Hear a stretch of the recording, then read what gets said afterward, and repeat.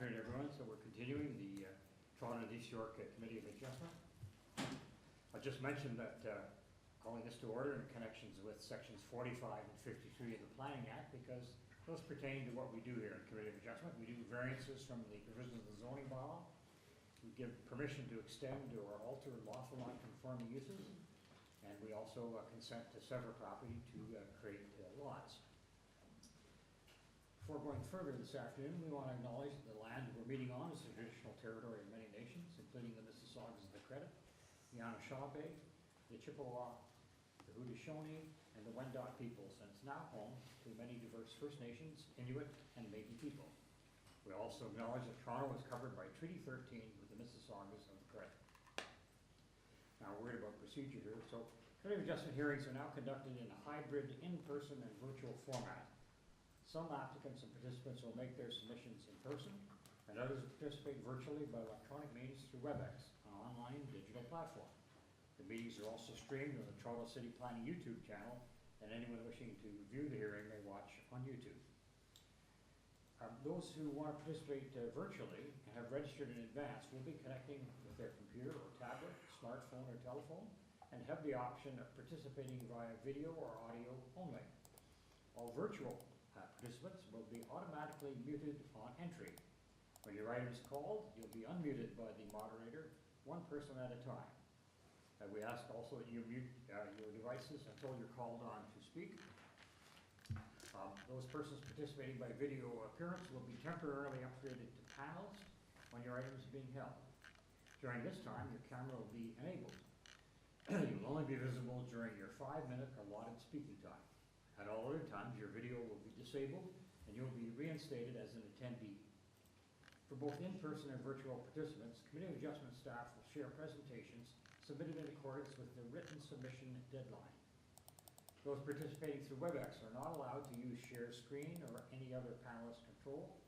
Host will remove you from the panelist role if you fail to respect this instruction. About our decisions today, people attending in person today who want to receive a copy of the decision of the committee on an application, they must fill out a decision request card, and those participating virtually need to submit a written request for a decision by email. Please ensure you include your name, address, and email address, because the Committee of Adjustment and the Toronto Local Appeal Body will be sending notifications and appeal updates by email. If you don't agree with the decision of the committee, you may be able to appeal the decision to the Toronto Local Appeal Body, or in some limited circumstances, to the Ontario Land Tribunal. However, the provincial government amended the Planning Act and generally removed rights of third parties to appeal Committee of Adjustment decisions. Only the applicant, the Minister of Municipal Affairs and Housing, specified persons and public bodies, as those terms are defined in the Planning Act, are permitted to appeal decisions of the Committee of Adjustment. Appeal instructions are set out at the bottom of the decision of committee. All right, a word about procedure. We're going to call the items in order on the agenda for this afternoon. Where an application is uncontested, the agent or applicant may proceed with their presentation if desired. When the committee doesn't require a presentation, applicants are to advise the chair should they wish to speak to the committee.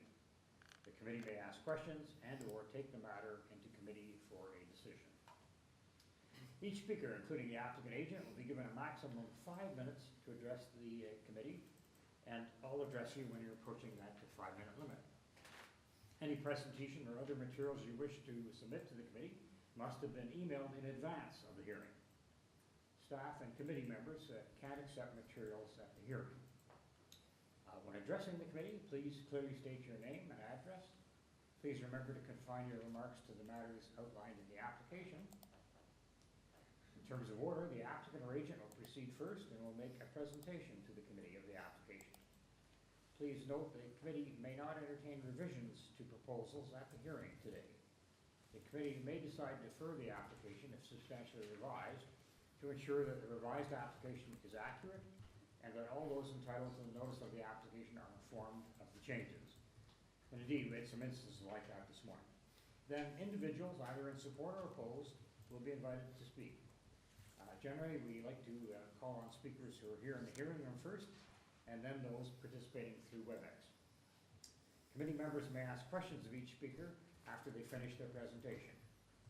When all speakers are finished, the applicant agent has an opportunity to rebut only those issues that were raised by the speakers. That'll mark the end of the discussion. The application will be taken into committee for a decision. Now, Madam Secretary Treasurer, we dealt with minutes this morning. I'll just ask again, any declarations of interest or conflict matters from any more? I see none, it's fine. We dealt with the deferrals and files, all right. Subject to you, Madam Secretary Treasurer, we can start the, we're not vetting this time, we'll start with number 17. Property address is 3092 Dundas Street West. So we'll call that up to see what the variances are being asked for here. All right. I have to give the parole chair a few extra seconds to get his stuff here. All right. Oh, not there. Okay, well, all right. Okay, so get the purpose.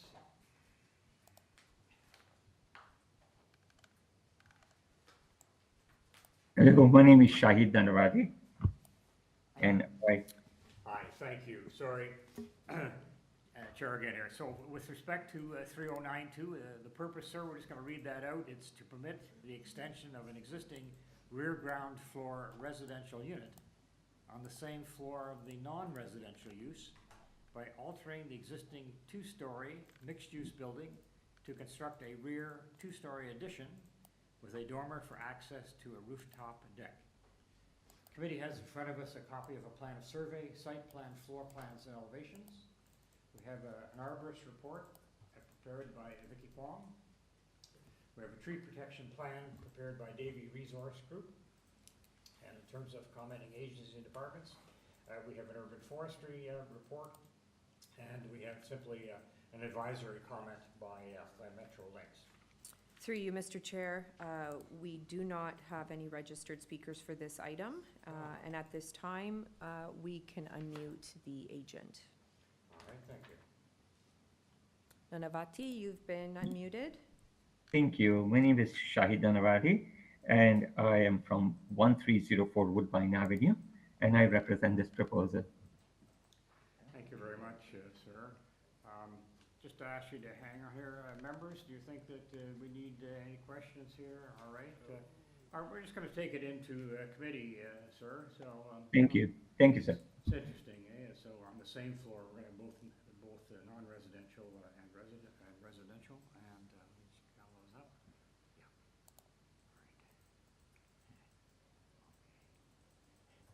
All right. Okay, just a second. All right, I'm just going to ask committee members, it would be helpful if you address this one, and I'll go with you as I try to get the rest of my documents back up. Yes, Peter. Sure, Chair. I'm happy to bring a motion here. This is very straightforward, and it's expanding an existing residential unit behind the existing commercial unit. And I think it's just, it has good access to the back, and that's the only concern I had, but it's easy in and out with the laneway access in the back. So I move approval of the application subject to urban forestry condition 2. I'll second it. Thanks so much. All right. All in favor of that approval with the urban forestry condition, that passes unanimously. So thank you, sir. You have your approval. Okay. I'm just may need some technical help just to get my documents back up on the larger screen. Just a moment here. Meeting, try that. Here we go. Here we got it here. Let's just try this. Yeah, he's tried it. You can drag that. Keep it up. Oh, up here. Sorry. Okay. Thanks, folks. Click on it and then drag it. Okay. And then Next one.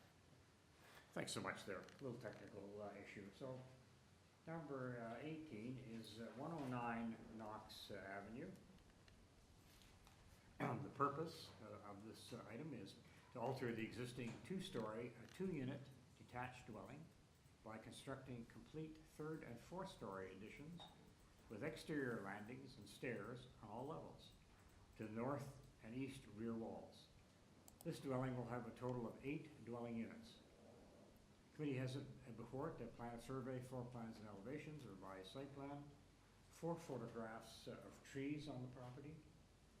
We have a earlier T-Lab decision, and also earlier decisions of this committee. We have email correspondence from Joseph Mazzatelli, architect, and we have supporting materials from Stephanie Chow, office manager. In terms of reporting agencies and departments, so we have email from Transportation Services. We have staff reports from Urban Forestry, and also the Director of Community Planning. In terms of persons interested and concerned, there's correspondence in concern from Richard Serrero and Matthew Chung at 98 KNOX Avenue. Finally, in opposition, we have correspondence in opposition, Lisa Mandel, address not given, and Elijah Heineman, 111 KNOX Avenue.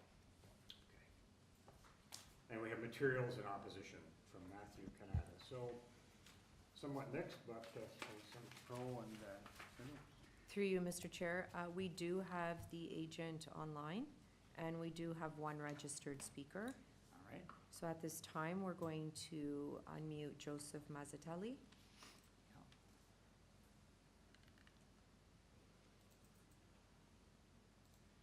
Hello, Joseph, are you with us? Yes, I'm with you. Okay.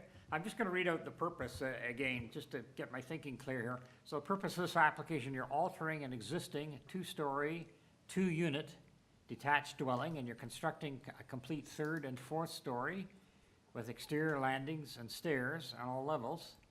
These are to the north side and east rear walls. So the dwelling will have a total of 8 dwelling units, and you have quite a few, 15 variances apparently, yes, okay. All right, sir, and there's some opposition. I think you should give us a concise presentation on your application. And you can tell us. Yes, thank you. You can tell us why you consider these minor variances. Okay, go ahead. Yes, thank you very much. The owner has spoken to the city planner extensively with Alexa, and Alexa and the city planning department are not objecting to this proposal. They're in support of it. They have asked that we try and reduce the height, and we will also do that today. I will propose a reduction on that. Okay. The reason why I think this is appropriate is that it's a building immediately beside the CR zone on Queen Street, just south of the building and zoning that is much higher, which will inevitably lead to probably 8 or 10-story buildings. So we are immediately behind that, and separating us from the other neighborhood of typical houses is a laneway. So I think this makes it a very nice candidate for vertical addition and increasing the density. And this is something that the city's generating and supporting. We don't have any immediate neighbors objecting. So the immediate adjacent neighbors are not in opposition. Okay. The laneway provides a distance between us and the other 2- and 3-story dwellings on the block. And from the owner, we've surmised that parking is not really an issue. The tenants do not have cars or require parking. Once again, the city is encouraging this small-scale development. And the variances that we do have, although numerous, are basically because the existing lot condition is quite small. And quite a few of them have to do with setbacks. But once again, that's an existing condition. I believe we meet the 4 tests. It is desirable. It's encouraging for density to do something like this. It's minor. The variances are minor, and it fits in with the official plan. And I believe it is desirable to the city to encourage this kind of development. The building itself was designed to have a rather noticeable roof line, something that the owner wanted. It actually steps back from the on the fourth floor level. So the actual fourth floor is smaller than the floor below because it is set back. And the owner wanted to have peaks and dormers so that it would fit in like a large house might. So once again, if we can, we'd like to reduce the height to a smaller number. If I may suggest 14.28 meters. So that would be lesser than the 14.74. Just trying to catch up there. Which variance number is that, sir? Do you know? Yeah, so our overall height variance, number 5, is 14.74. Yes, thank you. Right. Yes, and I'd like to reduce that to 14.28. 14.28? Yes. And once again, I believe the most important thing to realize here is that the city planner is supporting this. They're not objecting. Thank you. All right, thank you. Just wanted to speak about parking spaces, and it appears to be no parking spaces are going to be part of this project. That's the case? Yes, there's a bit of a complication with, there is a very small laneway, driveway that we have, but there's a right-of-way with the neighbor. And so we're afraid to ask for that in case we have a problem with that issue. Okay. There is a spot there, but it's not, we're not certain whether it's legitimate. Members, there are 15 variances before us. Do you wish to address any of them or have questions for the applicant? Yes. One question. Yeah. How many units are there currently in this building? I'm sorry, repeat that? How many units currently in the building? I haven't been there personally, but we are proposing to have the 8 in total with this application. So you're unsure. It says the purpose says a 2-unit detached dwelling. Can we take it probably that there are only 2 units in the current situation? No, there's more than 2 in the current. I think the drawings show that we would like to have 4 in the current. Okay. Okay. Just one of the letters of opposition says there's 6. Which is, Yeah, I'm sorry, I don't know where he divulged that information from. All right. okay, well, that's the kind of the point. Maybe we can ask one of the other speakers if they know. Okay, sir, thank you for this. We're going to hear from other speakers, and then we can get back to you to rebut anything that's outlined. All right. What's our speaker situation here, please? Okay, through you, Mr. Chair, we'll unmute Matthew Kanata. Yes, okay. Hello, it's Matthew Kanata, and I'm from 110 Knox Avenue, and I'm in one of the residences directly across the street from the 109 Knox. And I just have a bit of presentation material that I don't know if it can be pulled up right now. Yeah, has that material been submitted to staff? Yeah. It has, yes. Okay, thank you. All right. Let's get to it myself. Yeah, please proceed. So, there we go. Okay, so if you look at, let's say the second one there. So right off the bat, it says that there's 2 units in this building. There's a total of 6 units in the building currently. And you can see I've even outlined the number of doors on this thing. So 3 doors on the west side, 1 door on the north side, a second door on, or a 5th door on the south side, and even a garage door. So another unit is being used through there. And so that's kind of the first thing. So there's some errors in this application, and I don't want anybody to be misled with this. If we go down to the next slide. So that's one of the things, one of the questions is what's going to happen with the 6 existing tenants that are currently in this building? It's a pretty extensive proposal, so they're going to probably require eviction, and I don't know if that's been contemplated. And this is for an 8-unit building with an index of 2.96. And my big question is this accurate considering the current building has 6 units at 1.36? And from the plans, like, there's no maximum number of units, as per the bylaw in this area. And one of the concerns I'm worried about is that, it shows four units on the fourth floor. And what if it ends up being, 4 units across 4 floors and let's say 2 in the basement? So in the end, is this actually going to be, somewhere between a 16 and a 20 unit building? And, there's very little green space per resident in our area. That's been, shown at lots of, zoning committees, recently. And yeah, I'm just worried about the number of people that are currently there and the people that are currently living there. So if we go to the next slide. Another issue with the application, and it was claimed by the applicant that there wasn't going to be any massive issue with trees.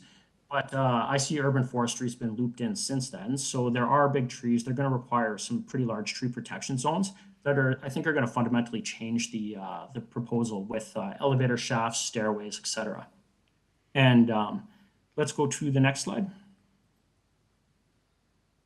Okay, so one of the other things, building size. So I've measured the current building to be 6.1 meters, and the proposed building now is 14.28 meters.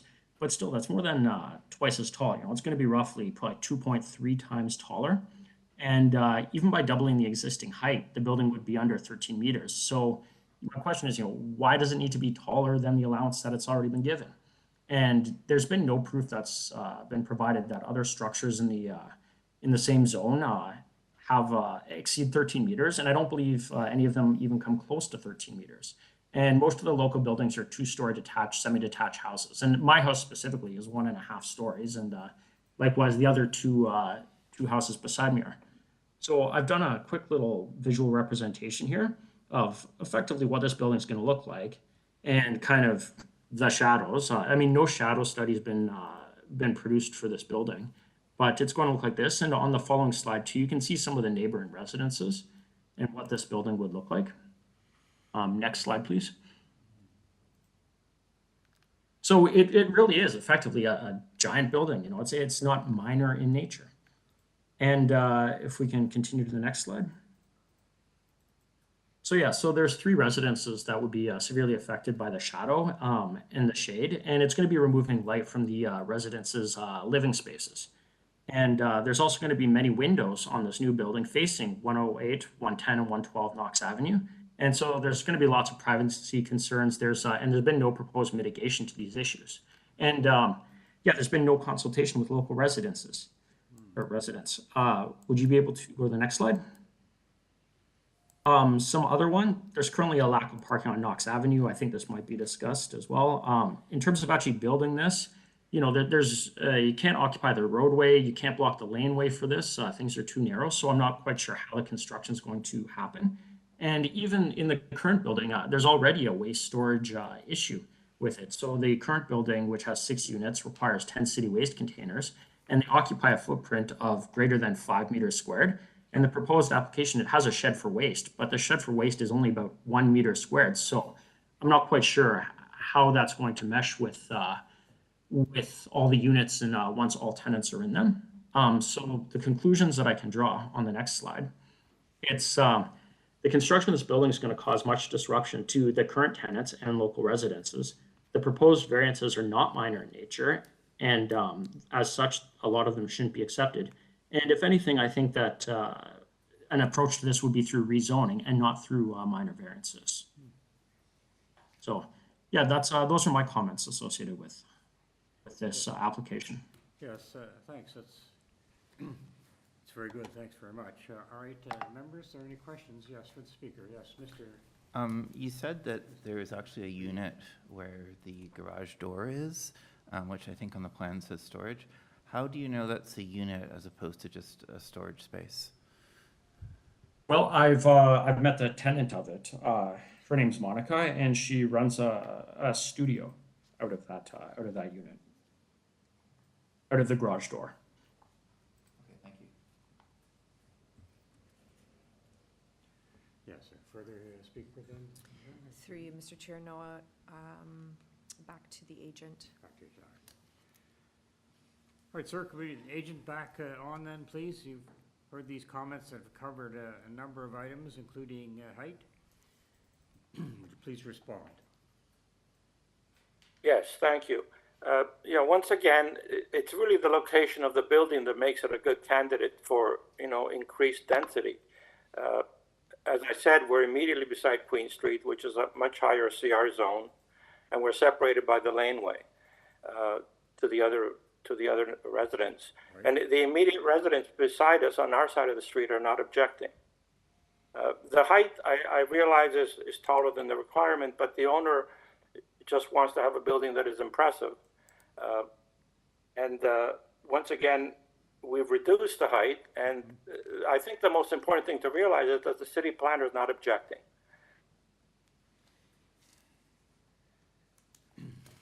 Yes, okay, I'm not sure that, I don't think we have anything from planning, just taking a quick look, I don't think so. All right, thank you. Yes, just a moment, sir, question from Mr. Reed. The objector said that there was 6 units actually in this building, and you said that you actually don't know how many units there are currently. Is that correct? I personally haven't been there, but the building permit will be based on the drawings that we're submitting. That will be the controlling feature of the number of units proposed. Okay, second question.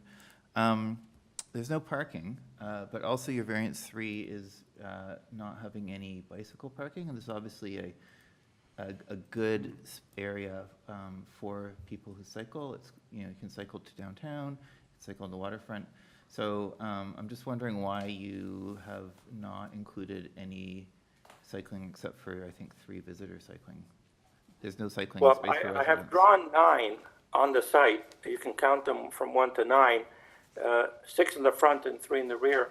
The problem is that the ones in the front are within the city boulevard, so we're in the process of getting permission from transportation regarding that. But physically, the space is there. Okay, thank you. It's a wide sidewalk, and also there are no objections from transportation, and we will be following for our forestry, obviously, with the trees. Yeah, no, that answers my question. Thank you. Through you, Mr. Chair, we ran into the same situation this morning on Queen Street, whereby currently for this application, the notice reads 2 units. It appears that there's 6 residential rental units. They haven't completed the rental demolition conversion form. So we're in a situation where we're unsure again about the number of existing rental units in this building. And our notice does say 2 units.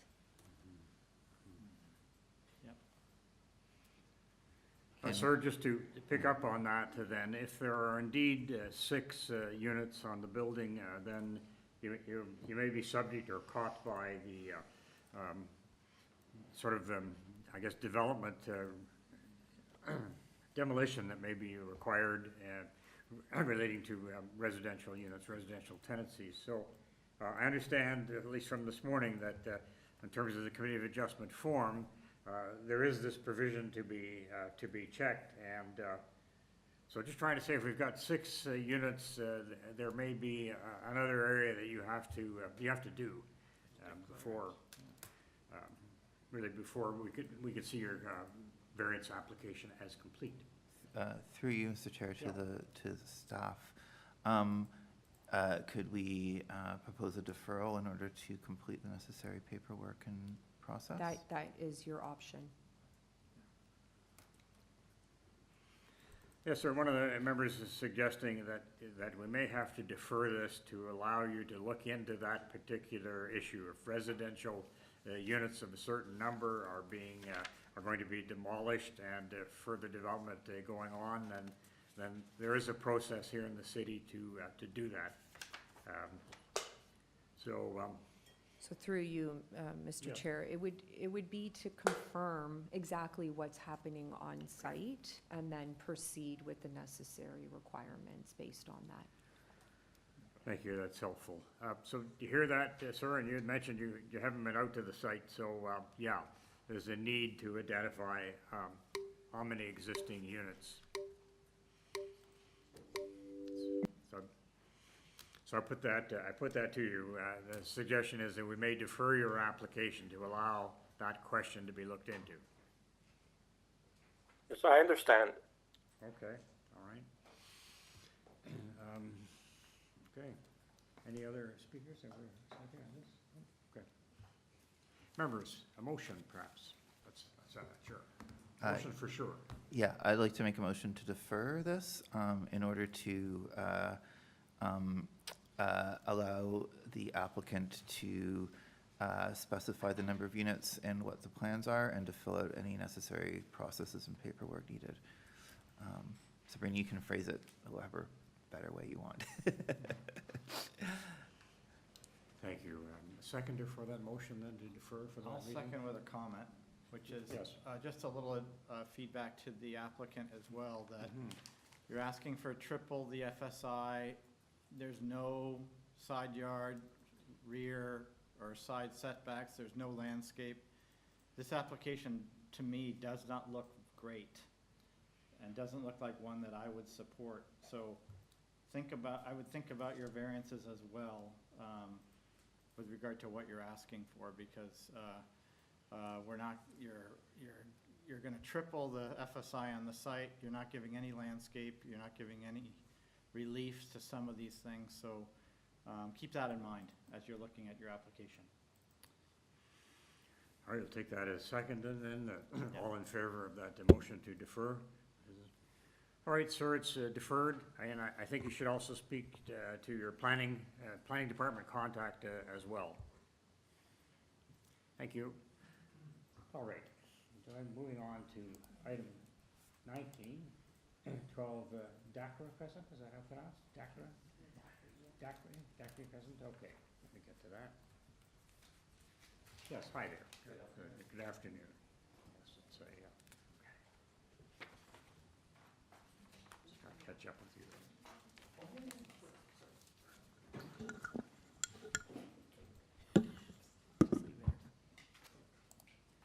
Hi, sir, just before we start then, I'm just going to read out the purpose so we hear that and what we have on file, and then we can have a discussion.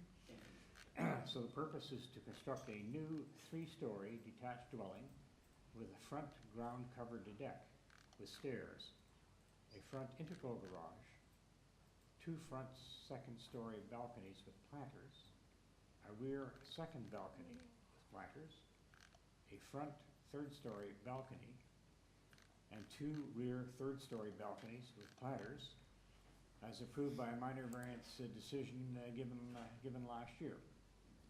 The current application is necessitated to identify a revised side yard setback to the detached dwelling, as cited in variance number 1 below. Get that in just a second. So we have from committee, again, survey site plan elevations. We have a cover letter. We have the earlier 23 Committee of Adjustment decision. We have an arborist report, tree protection plan. There's opposition from Mr. Nicholas Singh on behalf of Swansea Area Ratepayers. It's interesting. And so there we are. Through you, Mr. Chair, we do have the agent here in person. Yes. We do have 1 registered speaker online. All right, helpful to know. A lot of balconies, so I was getting a little dizzy, but I was saying that you're seeking like a fresh variance to sort of clarify something that was in a decision of last year? Correct. This is a modified application. Okay. Basically, we went back to our professional team and put together a new plan that addresses the one variance that was rejected on our last application, Mr. Chair. I see. And that variance, just to expand on that then? Yeah, absolutely. I've prepared a statement, if that's okay, Mr. Chair. Sure, okay. So, committee, Mr. Chair, good afternoon. I'm here to speak on behalf of my family's application to construct a single dwelling residence, and specifically to ask for 1 minor variance. This new application is basically the consequence of our previous proposal being rejected during the hearing that took place November 8th, 2023. What we had asked before were side setbacks that were 30 centimeters shallower than the requirement for a total consideration of 60 centimeters. Now, during the discussion on November 8th, one of the committee members asked what I thought was a very straightforward question, and I'm quoting, "What is the reason for this particular variance?" The person speaking here was our planner, who in my opinion did a pretty good job, but he wasn't really prepared to answer that sort of a question.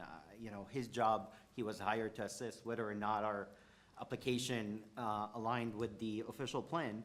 He was not aware of our specific and individual considerations. So the answer went, the question went unanswered, and ultimately the variance requested was rejected.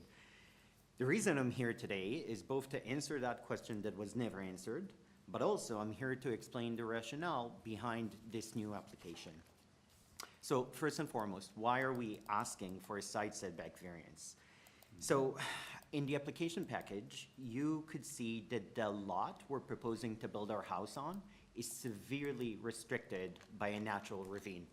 Basically, almost 60% of the lot is a natural ravine that is regulated by the TRCA. And further to that natural ravine, an engineering assessment had basically established a fault line that bisects the lot. So the habitable portion of this property is actually shrunken quite a lot, as you could see on the screen in front of you. My wife and I, we spent over a year and a half working with a very large team of professionals trying to optimize these natural conditions and try to make the most out of them. The reason we are asking for this side variance is exactly because we are strictly prohibited from achieving the design goal in any other configuration. Specifically, for our family situation, we are trying to ensure greater than normal mobility goals. My mom suffered a car accident. She had been mobility impaired ever since, basically. And the committee might have noticed in this application that we are both proposing an elevator to the structure, and that the house itself is very much catering towards somebody who is impaired with their mobility. This includes extra wide hallways, walkways, entryways, and corners. So although our ask is for just, an extra span of 60 centimeters, that extra span is actually quite significant for us. I want to explain the considerable thinking that went into this new application. So basically, after the last proposal was rejected, we went back to our team, and what we asked them is to conduct a thorough study, a thorough analysis of the factors that would have adversely affected our neighborhood, or neighbors rather, according to the last proposal. They had considered privacy implications, shading implications, pedestrian view, restriction of access. They considered many, many factors. And the conclusion is that the most adverse effect that would have been imposed by the last proposal is actually because of the profile of the roof. So what we had done was basically to propose this new request in front of you. We had reduced the footprint of the roof and changed it in such a way that it is fully compliant with the side setback requirements by the bylaw. So what we're asking is that only the ground floor and the second story would have those extra 30 centimeters on each side. And we believe this new proposal is a good compromise that both enables us to achieve the mobility goals, but most importantly, it facilitates easier access to my mom to our family space, to our kitchen, to our kids' bedrooms, where she really would want to be able to go. And then the third floor is mostly, the living space for my wife and myself, and we were happy to compromise its size just because we sincerely believe that it directly mitigates a potential concern for our surroundings. So thank you for your time and consideration. Thank you. Members, yes, a question? Just to clarify, is your mom going to live here, or is she a visitor? My mom actually lives in Israel. She comes months on end to be with the grandkids. Okay, thank you. Thank you, sir. All right. So Thanks. I'll ask one question. So this is a follow-up, everything but a item 5 was approved at the last one, correct? At the previous decision? I'm trying to remember. Yes. And then item 5 was going from 1.2 to 0.9 meters. Correct, sir. And so what is the answer? Why you cannot deliver on 1.2? Why you can't give the 30 centimeters on either side of the building? I don't understand what was the answer? The committee had decided to not allow the side setback. Right. They had said, and I actually just watched the protocol this morning, they had said it was variance 5. In my opinion, it was variance 6, but again, I'm no professional, so No, maybe okay. I didn't get it. Variance 5 was minimum required side setback was 1.2, and you were asking 0.89. So that's variance 5, and anyway, regardless. Okay, and so you couldn't modify your drawings to accommodate that 60 centimeters? We did, sir. We had Only on the reduced. top floor, though? Correct, sir. So basically, our understanding after consulting with the professional staff, the surroundings, the neighbors, is basically that profile is probably the most intrusive part of the design, which is why we just shrunk it. Okay, no, Thank you, sir. Thank you for clarifying that. Can I just ask staff to pull up the east elevation drawing? Actually, it's a technical question. The dashed red line that's on the, I believe it's on the site plan, or it's actually on all the drawings. What does that pertain to? Is that a setback with the ravine? Exactly, sir. So basically, the geothermal engineering report Yep. establishes that in case of a collapse of the slope, you cannot be closer than that line. Some of it, the TRCA had actually agreed to basically trade the existing GFI to the new one. But yes, that's, your understanding is correct. Okay, thank you. All right, sir, thank you. We'll hear opposition, we'll call you back. Also, our chair is going to ask for a little more technical help. I've lost the screen showing all the members, so I must have minimized something that's not coming back, so thanks very much.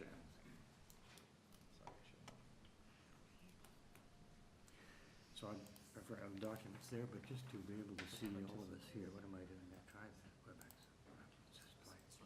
Yeah, I guess you're right. It looks like it's this one? Yeah, I guess right. Thanks so much. Okay. Through you, Mr. Chair. Yeah. So at Yeah. this time, we can unmute Nicholas Singh. Yes. Mr. Singh, you've been unmuted. Thank you. Good afternoon. My name's Nicholas Singh, and I'm here on behalf of the Swansea area ratepayers, and I am requesting the committee's decision, reasons in writing. So good afternoon to everyone. So regarding 14th DACRE CRESCENT, our concerns were submitted in our letter, and we hope you've had a chance to review it. So briefly, I will just say that this is a new building that we have before us. It's a new build, and it's a very large and imposing home. And despite the lot restrictions, this owner was granted variance to the FSI at the November 8th hearing. We believe that the previous refusal of the side yard variance was appropriate. We have reviewed the changes made by the applicant to the proposal, and we do not believe that the small change to the third floor makes a material difference. We request that the previous decision be maintained. In reply to the comments about designing for accessibility, we have a number of homes in the area that have achieved accessibility with much smaller gross floor areas. So we believe that this is a design issue, not a side yard setback concern. That's all my comments. Thank you very much. All right, sir, and just in terms of where you live, et cetera, you're not impacted, you're not near this particular property, I take it? No, I'm here representing the Swansea area rate. I understand, yes, okay, all right. Okay, sir, any? No, I do live in Swansea, so I understand. it is my home, yes. Any questions or issues arising from that? No. Okay. Through you, Mr. Chair, we can go back to the, Yes, back to the agent, back to the. Yeah. Yeah. Yes, sir, come back. So we've heard this in sort of one issue being then thought that, I think that the accessible design space is perhaps larger than it needs to be. Do you want to just address that? Yeah, absolutely. I would like to actually make 3 quick points. Okay. We extensively consulted with our community. My wife, myself, even our kids, we literally went door to door on our street. We introduced ourselves. We shared the plan, the link to it, the application. We explained. The overwhelming majority of response was positive. Folks were excited to have a young family move in. The first we had heard of opposition was actually through Mr. Singh or by Mr. Singh on our last application. Right. And basically what we had asked Mr. Singh through email was to discuss. We did not understand the opposition. Now, Mr. Singh did not respond to our request until after the November hearing date. So what I had done myself after that was to reach out to Mr. Singh 3 independent times, January 28th, January 31st, and February 8th, and to say, I would really like this time around to discuss with you your concerns. Now, Mr. Singh specifically, and I am quoting in his email to us after the November hearing, wrote, "The association embraces discussion and settlement." He did not respond to a single one of my requests to meet him, to call him at his convenience, at his BS. So I was very disappointed that 2 days ago, he had submitted a new objection without even trying to engage. In my opinion, Mr. Chair, and sorry, this is actually my experience from engagement with the community, he is the first vocal voice to present any sort of opposition, so I'll leave it at that. And sorry, I do wanna end on a positive note. We, my wife, myself, my kids, we care about sustainability deeply. That's the attraction to living so close to the park. One of the biggest concerns we had with the shrinking of the footage was that we would not be able to achieve the solar installation that we wanted to do. And I just want to put a good word and a kind word to the amazing team at this city solar TO group. Basically, they worked with us, with the architect, and they were able to help us ensure that even with this, smaller footprint, we would be able to achieve our solar ambitions. So just a kind word to them. Thank you, Mr. Chair. All right, thank you. Yes, Mr. Reed. Just a couple of follow-up questions. I believe at the previous one, the residents of number 16 had issues with the problem. Have you talked to them, and have they said that they're okay with the new design? I had talked to 16, Pat and her husband. They, in verbatim, and I have this in email as well, told me, we do not wish to be involved. Please go ahead. I had offered them multiple times to basically bring my architect at my own expense, of course, bring my planner, discuss with them our plans. They did make a request that we remove one of the trees on the site that the husband found, intrusive, and we agreed to it right away. That was the last touch point with them. Okay, thank you. Thank you, sir. So I know that you're saying that you need the extra width for accessibility. And I think accessibility is really important, and I totally understand the desire for that. Thank you. But I'm just wondering if you could give maybe just one example in the design where this extra foot on either side is contributing to that accessibility. Just one example.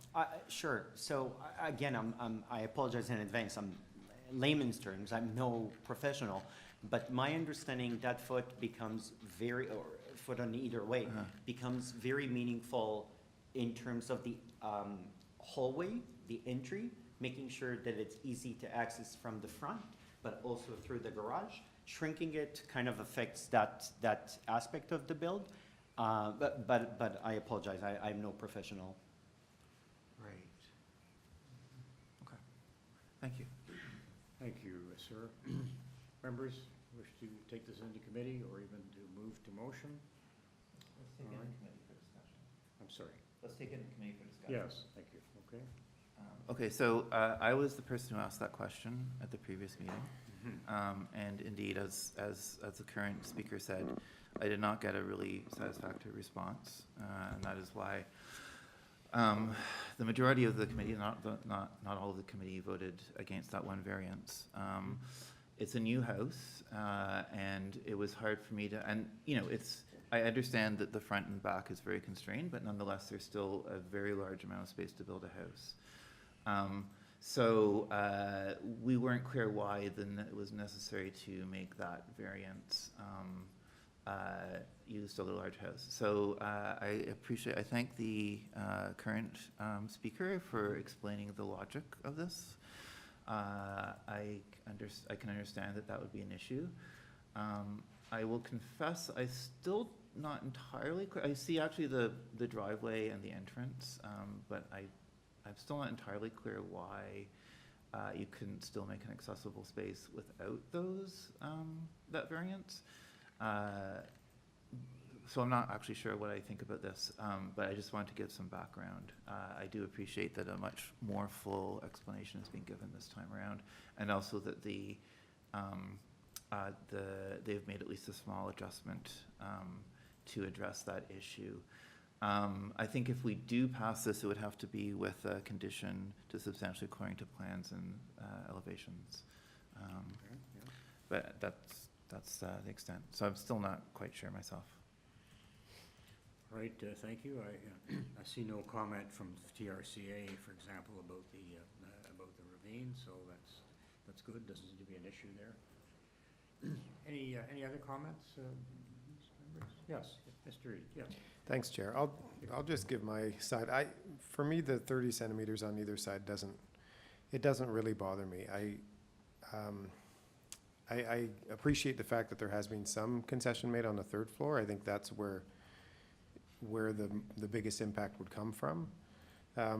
But it seems like it's a relatively common pattern in this neighborhood to have quite small side yard setbacks. And I think it is situational as well along the base of this ravine, and they're kind of snug up against each other. But for me, it's, I don't really see the material impact, negative material impact of allowing the 90 instead of 120.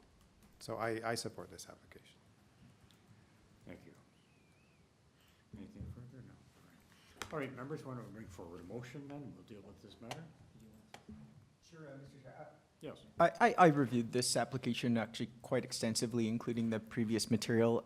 It is a difficult one. I have to say, I probably would be inclined to refuse the application as presented prior. As I said, it's close, but I think given the setback at the third level of the 1.2 meter setback, I think it is an improvement which kind of, at least for me, tips the scales to support the application. I think to my colleague's comment concerning I really think the 30 centimeters is minor in this case, and I think the applicant did a good job of at least providing a setback on the third level, which I think is the most where the most effect from that setback. So I think that was the right move to make in this case. Right. Seconder to that motion then, please? Yeah. Formal motion. I'll make a motion to, actually, I should check as well if you have any standard conditions as well with this one. There's no consent here, there's just our. Yeah, thank you. Yeah, so I'll bring a motion to approve the application substantially in accordance with we want to tie it to the elevation drawing, as well as the site, we want site plan as well on this. I don't think there's any, I mean, they're pretty restricted as it is at this point. So a motion to approve the application, tying it to the site plan and elevation drawings. Okay, a seconder for that motion? Yes, all right. Mr. Peter Reid? All right, all in favor then of this? All right. All right, that matter has passed. It needs to be unanimous. So, sir, you've got your approval. Thank you. Okay.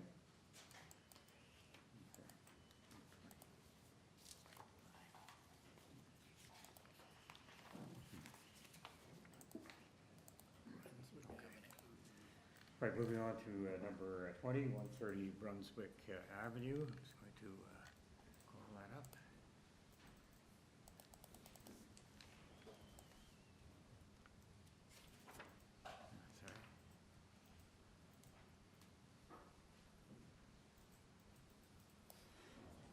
Yes, just taking a quick look at this. I'm going to read out the purpose, et cetera. We have, too much here.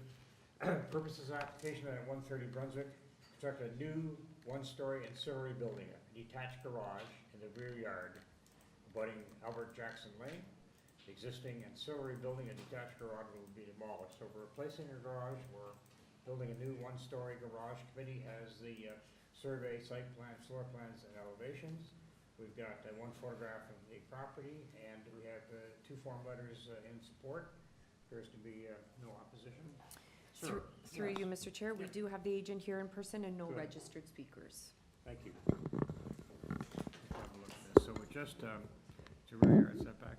I'm just going to ask you just to hang on for a second, sir. So just the rear yard setback. Members, all right. Any questions or concerns? Yes, all right. Okay, well, that's what we got. All right. Can you just tell us why you need that little change in setback then, sir? Sure. Sean Galbraith, planner here for the application. Right. This is the only garage on the street that isn't actually in line. And so this variance will allow it to be in line with all of its neighbors and provide a little extra storage space. That's very good. All right. Questions for the speaker? Okay. Motion, please. Through you, Mr. Chair, I'll bring a motion to approve the subject application without condition. Is there a seconder for that motion, please? Yes, thanks. Mr. Gagnon? All right, all in favor? Thank you. You've got your approval, sir. Thank you for owner of Brunswick. I think 21 might be equally short.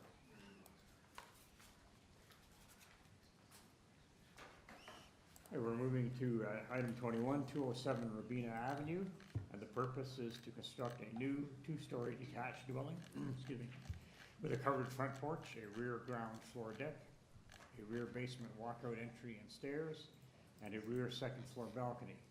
Also to permit a new front yard parking pad. The existing rear detached shed would be maintained and unaltered. All right, so this is a shed, okay. Committee has a copy of the plan of survey, site plan, floor plans and elevations. We have a private arborist report, and we have some comparables prepared by Eddie Perez, agent.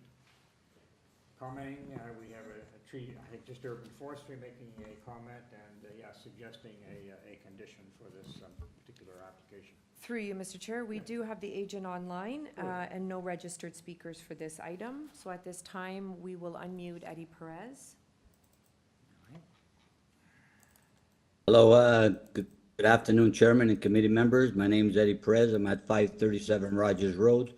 We have before you a straightforward application of a fully detached dwelling, and the variances are minor in nature. We have the length variance was over by 37. We have floor index, which is 0.8 to 0.9. And we have a lot of comparables in the area that were built with similar variances. And then one side yard is, we're asking for 0.3. The existing house at present is only 0.07. So we're improving that side yard. And as you know, these lots are very narrow and not very deep. And the variances before you are very minor in my opinion, and they meet the 4 tests. Thank you very much. All right, thank you.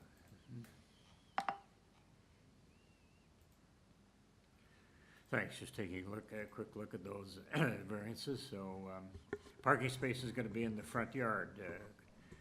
Sir, that's right? That's correct. Have you been in touch with Transportation Services about this proposal, the proposed front yard parking?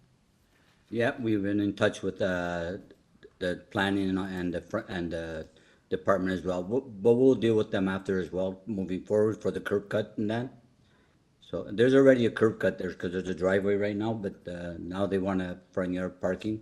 I see. So yeah. So they get more living space. Essentially, you're kind of shifting the existing driveway slightly. Yeah. But that amount of front yard is already kind of paid for a car. Is that correct? That's correct. Okay, thank you. Yes. Mr. Allison? Yeah. Clarifying question. So the driveway that is proposed, does it require reconfiguration on the lot, or is it, I think my understanding Well, the is- driveway now is to one side, and this one's just gonna shift a little bit up towards, if you look at the site plan before you. Right now, it's right below, right? Okay. Now we're just shifting a little bit up. The curb cut is almost okay. We just have to open it a little bit on the one side and then close part of it on the other side. That was my next question, yeah, whether or not the curb needs to be adjusted. It'll have to be adjusted. I noticed with respect to variance number 8, falling a little bit short on the soft yard landscaping. With the new driveway, would you be amenable to the use of permeable pavers to offset that? Yeah, we're okay with that. Okay, thank you. And you're aware of forestry conditions number 1 and 3? Yeah, we are aware of it, and the arborist is gonna take care of the matter with them. Okay. And I've noticed you've added privacy screens as well on the second floor, balcony at the rear on both sides. Yeah, we did so. Okay, thank you. Thank you. All right, I think we can entertain a motion then on this application. Sorry, I Yes. just wanted to speak. Yes. So normally, we have serious concerns with front yard parking. Yeah, of course. But I think in this case, the explanation makes sense. It's basically just shifting an existing parking space. So I think this is an exceptional circumstance, and it's not really something. But I'm wondering if we should include a condition that it be subject to transportation's approval, just to make sure. I don't know if that's necessary or not. Sir, the suggestion is we might add a condition that requires you to get the okay, the approval from Transportation Services. Can you live with that? With that. Yeah, we can deal with that. Okay. I think we can entertain a motion, then, gentlemen. Yes, please, Mr. Ellison. Mr. Chair, happy to bring a motion for approval of the application, conditional upon the use of permeable pavers in the proposed, or the new driveway. Thank you, yeah. I don't know if we need to include a condition of the privacy screens because they are already noted. So I'll exclude that. I will also include the standard forestry conditions. Right. And I will note, yeah, the driveway's proposed at 2.74 meters. I think it's, I think that's an acceptable width. I don't see any issue with transportation. So yeah, that's my motion. So we're not including a provision with respect to transportation. Do we want to include the transportation provision, subject to the approval of transportation services? Yeah, I'm fine with that. Yeah, I think that's a good condition to include as well. I think so, and the applicant is, I think, is agreeable to that, so fine. Mhm. Okay, so that's my motion. Could we have a seconder then, please, for that motion? Yes, Mr. Reed? Mr. Dillon Reed, yes. Thank you. I like the Dillon part, for sure. Yes, sir. So is he prepared to second that motion? Yes, that's all right, second motion. All right, gentlemen, we have a motion on the floor, all for approval? Okay, it is passed, it is approved. Sir, you have your approval subject to certain conditions. Thanks very much. All right, we'll be moving toward 2022, 22, 519 Spadina. Okay, let me just back up here. Okay, we're moving to item 2 on the agenda, 519 Spadina Road. Let's read out the purpose here. It's to alter the existing 2 1/2 story detached dwelling by constructing a rear southeast deck extension, stairs, a rear landing with stairs, and a side south landing with stairs, which reduces the size of the existing side parking space. Reduces the size of the existing side parking space. Committee has again survey, site plan, floor plans and elevations. We have a revised site plan received February 5th. We have 2 photographs of the subject property. We have email correspondence from Jay Smith as agent. cover letter from Jay Smith, and we have a tree protection and tree inventory report, a private, appears to be a private report. I don't notice, sorry, I don't see any urban forestry matters here. All right. Through you, Mr. Chair, we Yeah. do have the agent online and no registered speakers for this item. Good afternoon, is the agent there? Good afternoon, Mr. Chair. Jay Smith, agent for the application. Yes, thanks, Mr. Smith. Okay. Okay, I'm just gonna just give me a moment, I'm just going to call up your agenda here. Okay.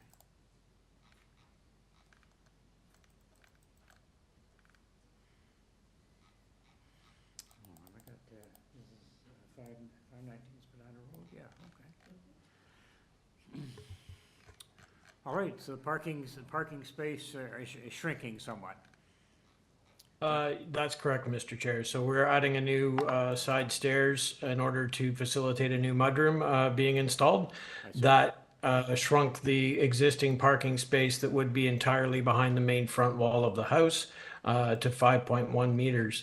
As noted in my cover letter, we do have significant space in front of that parking space that is in line with the furthermost projection of the front wall, adding another 1.83 meters.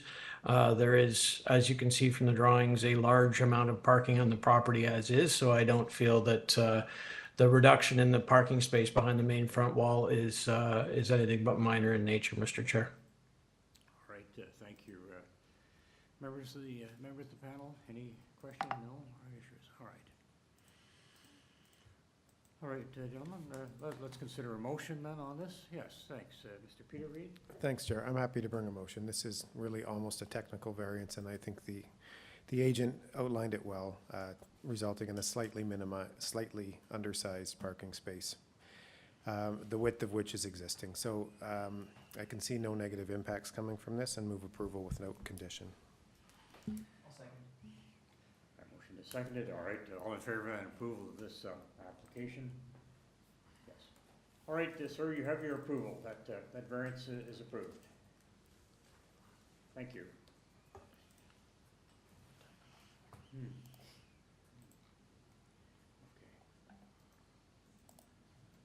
All right, moving to item 23. Let's get the address is 6264 Charles Street East. Just want to move to that matter.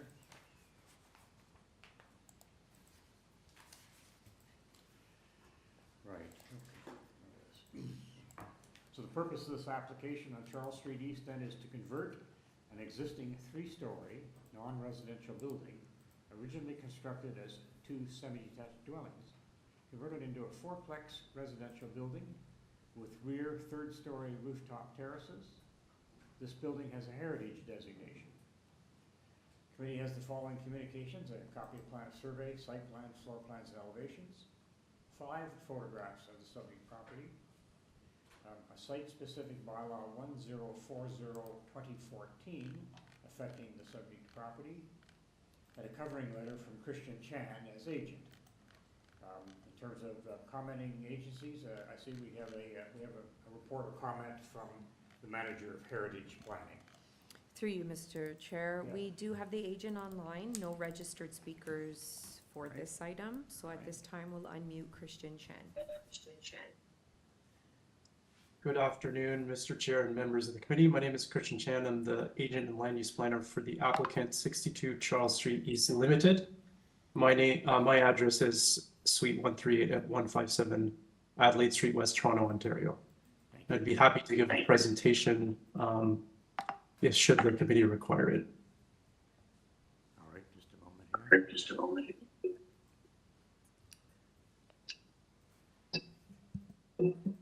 I know I had not an issue, but a question. Getting some feedback. Hi, Mr. Jan, can you hear me okay? Yes, sir. Am I doing this? No. Mr. Chan, are there any other devices on that you could mute? Sir, but what I can attempt to do is change the microphone to see if that works. Okay. Is that better? Yeah, Yes, I think it is. I think that it is.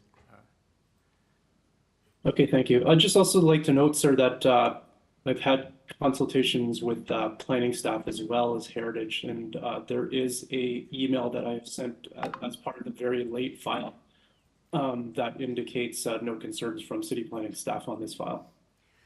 Thanks. I had been initially confused, as maybe still on variance number 2, about the maximum of 622 dwelling units permitted on the lot. So we're talking about the,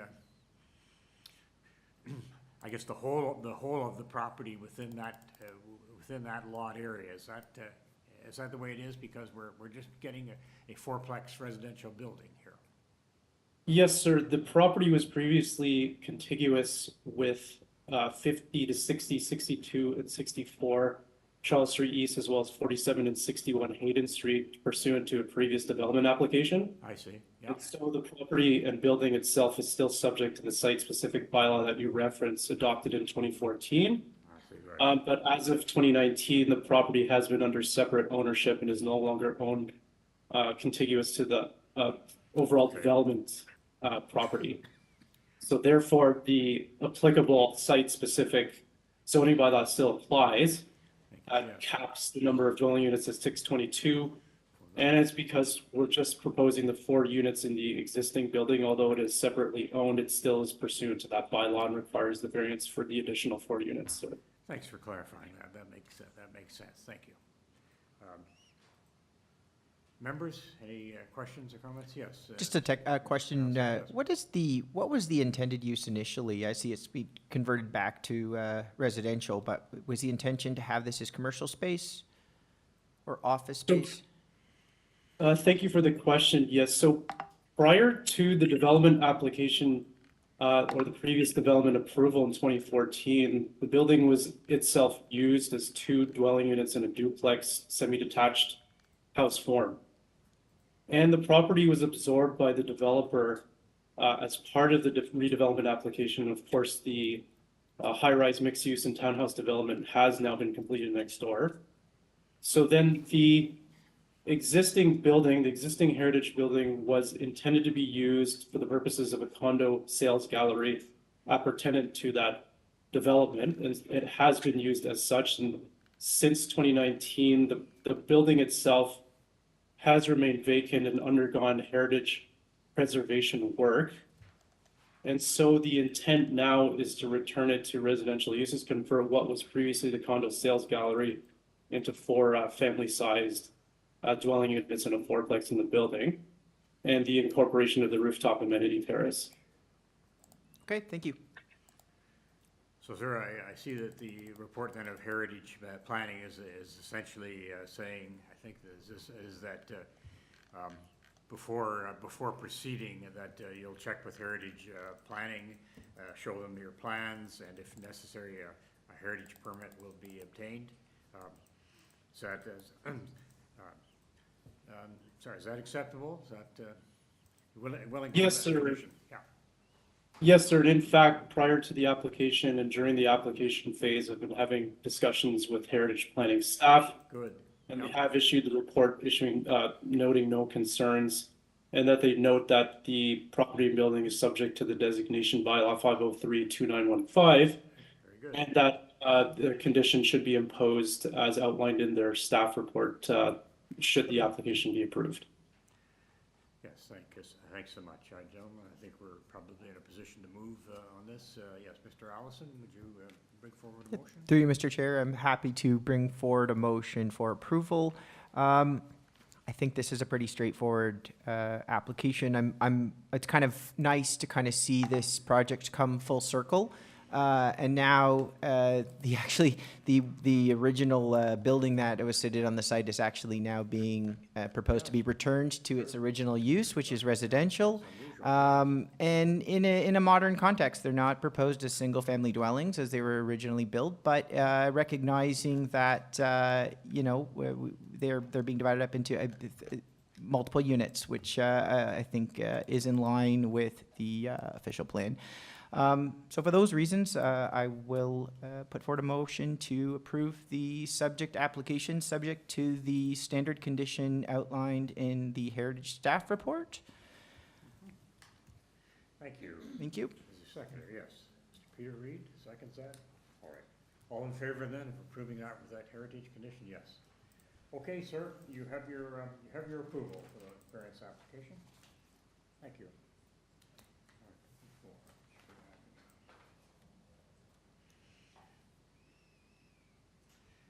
Okay, proceeding to item 24, let's come to that, 409 Richview Avenue.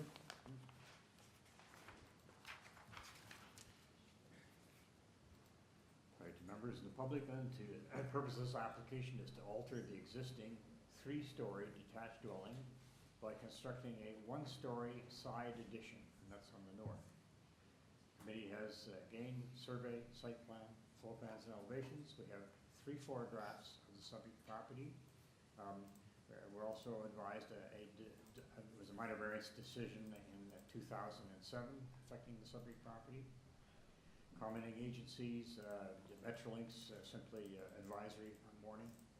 And we have some support, yes, 5 form letters by various addresses on Richview Avenue on the subject. Through you, Mr. Yeah. Chair, we do have the agent online, no registered speakers for this item. So at this time, we'll unmute Drew Laszlo. Good afternoon, everybody. I'm Drew Laszlo, agent for the owner. My address is 193 Rowe Avenue. Thank you. Thank you.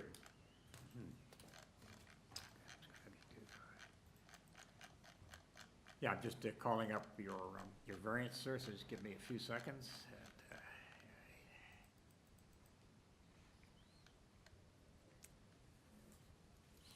All right, so there's a side yard setback issue and an increase in FSI.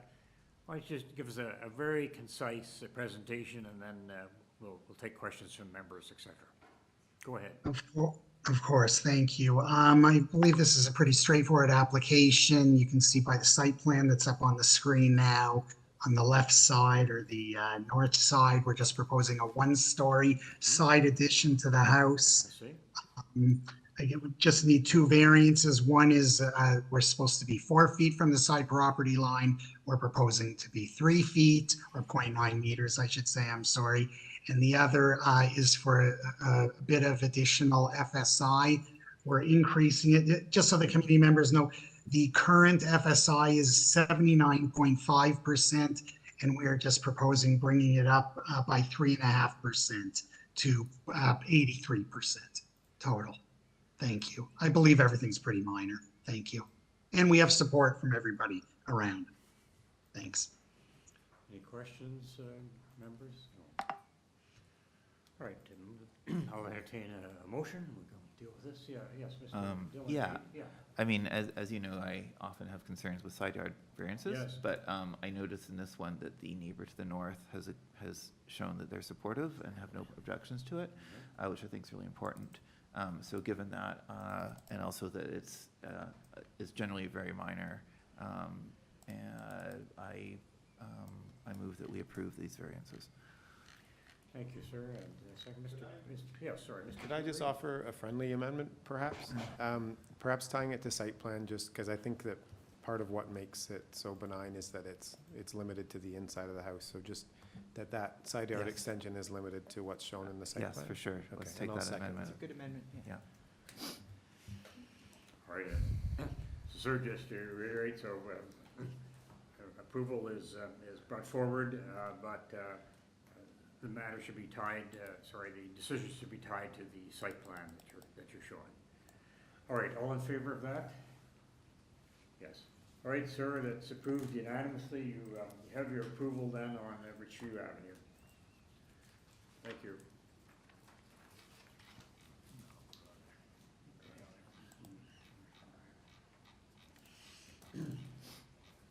Moving to item 25, let me catch up on that.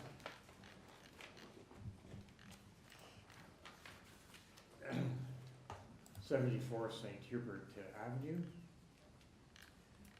And the purpose of this application is to legalize and maintain the altered one-story detached dwelling currently under construction without an authorized building permit by constructing a complete second and third story addition, a rear third story addition with rear covered balconies on the ground floor, second floor, and third floor, and a rear ground floor porch with stairs.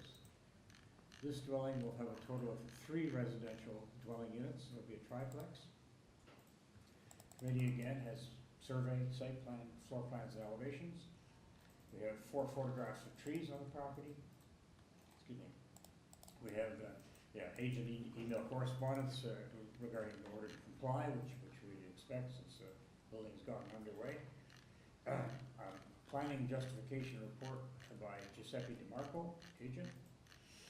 In terms of commenting agencies, etc., we will have email correspondence from the buildings department and urban forestry staff report. And yeah, I see that urban forestry is asking for a condition. One here. All right. Through you, Mr. Yeah. Chair. We do have the agent online, Yes. as well as 1 registered speaker online. So at this time, we will unmute Joe DeMarco. Good afternoon, Mr. Chairman, members of the committee. Hi, yes. Represent the owners of 74 Hubert. I provided a justification report, and I will answer any questions over and above this justification report. For clarification, the permit or the violation to the permit, just for clarification, Okay. was they did not do any structural change. What they actually did was they removed the drywall and replaced it. So the renovations really did not need any building permit. They changed the HVAC, the air conditioning and heating system. All they did was replace and update it to a more modern system. But basically, we've cleared all those issues. Sorry, we just had a little difficulty hearing you on that. Could you just cover that again, what they replaced and how that was done? Well, they just did interior alterations. They Yeah. replaced the drywall, the heating and and AC units were defective Okay. and replaced, but we obtained all the necessary permits and we cleared the permit. As a result of that, we paid double the fees. But anyways, again, I'm in your hands if you have any questions. Well, I do, just with respect to variance 5, which deals with the roof eaves, and this is something that the committee sees from time to time, and we're not really crazy about, but the roof eaves here are going to be located at 0 meters. They're going to be right on the lot line. Any opportunity of pulling that back? We can go to a flat roof. I don't have an issue. We've already made the application to transportation to maintain the same amount of what's there now. And it's a little lengthy. It's taken up to 10 months for that approval, which I don't have any issues in obtaining in 10 months from now, but I'm prepared, if the committee wants, I could reduce it to the setback that's there now and go to a flat roof system. Mr. Unfortunately, Chair, a point of clarification. Yeah, just one of our members just wants to. Just the north side is a corner lot, so the north side doesn't actually face another. It faces the street, and not the and not another house. Not Yes. another case, that's correct. Helpful. Yeah, Thank it's you. only the one, I think it's Plains Road or Plains Street. That is an existing situation. We did have the property survey just to make sure the exact amount of setback to that side. So again, I'm content. adjust it. Well, that's a satisfactory explanation to me, and then, thank you, okay, on that issue. Members, any other questions or comments relative to these variances? Just looking, I don't see any. All right, members, do we wish to bring forward a motion? Through you, Mr. Chair, we're gonna have to go, we're gonna have to deal with the person that's online. I'm sorry, yes, speaking. indeed, Yeah. yes. Sorry. we got- So I just wanted to, I meant to ask, just to absolutely clarify, so, the legalize, the building, sorry, the stop work order, was not related to any of the proposed, construction. It was related to an earlier set of work, is that correct? That was your explanation? That's correct, that's Okay. correct. Okay, thank you. Through you, Mr. Chair, just for clarification, in the package, the agenda package, there is a building email correspondence. It's under F1, and that's from the building inspector.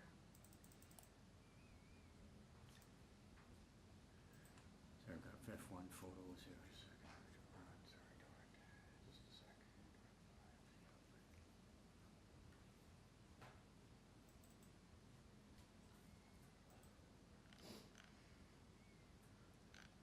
Thanks, just needing a second to pull that up, and, all right. All right.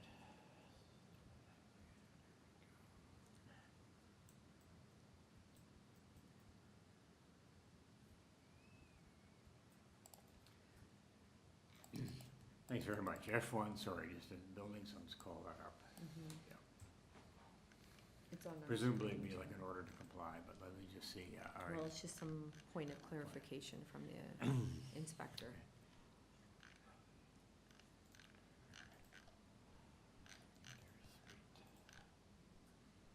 Inspected, very good.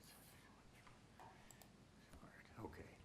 So, well, that's good. There's been some back and forth with staff in the buildings department, so that's good, relating to the order to comply. If I may make another clarification. Yes? Mr. Chairman and members, we have an architect's report clearing all the information. I don't understand why it did not get to the city yet. It did go to the building inspector, but he put all the necessary information to clear each and every item in that order to comply. Just for clarification. So that architect's report, has that gone into the building staff here then? On this? Sorry, it may not be right on there, but in terms of architectural report on this, has that been provided with buildings, or it's going to be? No, the justification report was done prior. The clearing of the issue, there was a few issues that the inspector wanted to clear, and we did clear them all. So accordingly, we've met and cleared any items, because it will come up when we apply for the building permit. So that we made sure that that's clear. And the reason is that if we do that, and all our fees will be doubled. We did pay the committee fees, but we're not going to go through the process of paying double the building permit fees. Okay. All right. Just getting back to this. Members, in your hands, any comment? Sorry. Through you, Mr. Chair. Do you want to get to the registered speaker at this time? Okay. Sure. So we'll unmute Gaston Poon. Good afternoon, Chairman, Committee, and others. My name is Gaston Poon. Yes, thank you. Can you hear me? Yes, I can. I'll just ask you to speak up just a little bit, sir. Okay. Yes, my name is Gaston Poon. I live at 72 St. Hubert Avenue, and I have lived here and own a property at 72, the neighboring property, for 25 years. All right, yes. First of all, this is a a major change in the local area. And I don't think it should be taken lightly. Should be, we should consider it a serious inspection. And this is most probably the first of its kind, of the kind of building in the neighborhood, a triplex. There, as far as I know, there was no communication to any of the people in the neighborhood regarding this from the owners. Okay, and at first, the start of construction without authorized permit raised as a huge red flag. Okay, and now there are all these variances. I'm a layman. I do not understand all these variances, but they're not minor. And in relation to the side, what is it? The side yard setback, Plains Avenue, which is on the north side, and somebody stated before that there is no house on the north side, it's Plains Avenue. The intersection of Plains and St. Hubert, that intersection has frequent collisions, more frequent than the other intersections in the area. There are various reasons, and so we must take that into consideration, that the view of cars coming to the intersection is not blocked by the building. Now, does this building fit well in this residential neighborhood? As I said before, from the very start, rules and regulations were ignored or skirted.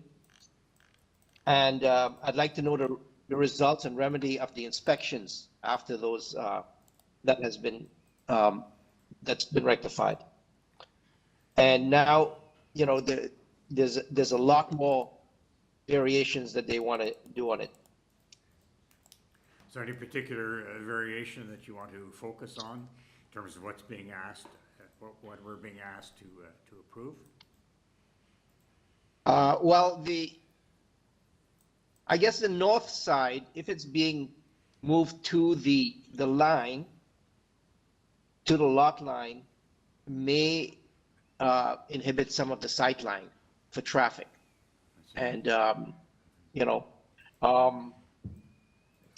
also, I don't understand why the building height has to be, up by 0.08 of a meter beyond the 10 meter limit. Is that, that's something that maybe it's being used as a precedence for further, further on to increase the height of it. And my other concern is, what is the purpose of this building? Is it going to be used for short-term rentals, Airbnb, or is it for long-term rentals? That's kind of the usage, really not our issue here at Committee of Adjustment, but so we have to be concerned with zoning provisions and regulations. So we don't essentially we don't regulate the user, I guess is what I want to say. Yeah. Okay. Okay. Well, yeah. Well, in that sense, then, I don't really have a specific on the measurements and the dimensions of the building per se, but I'd just like to say, is this the type of building that we want in the neighborhood, which may change the nature of the neighborhood.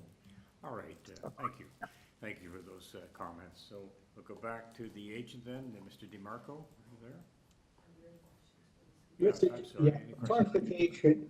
clarification, to this neighbor, the building is not being moved.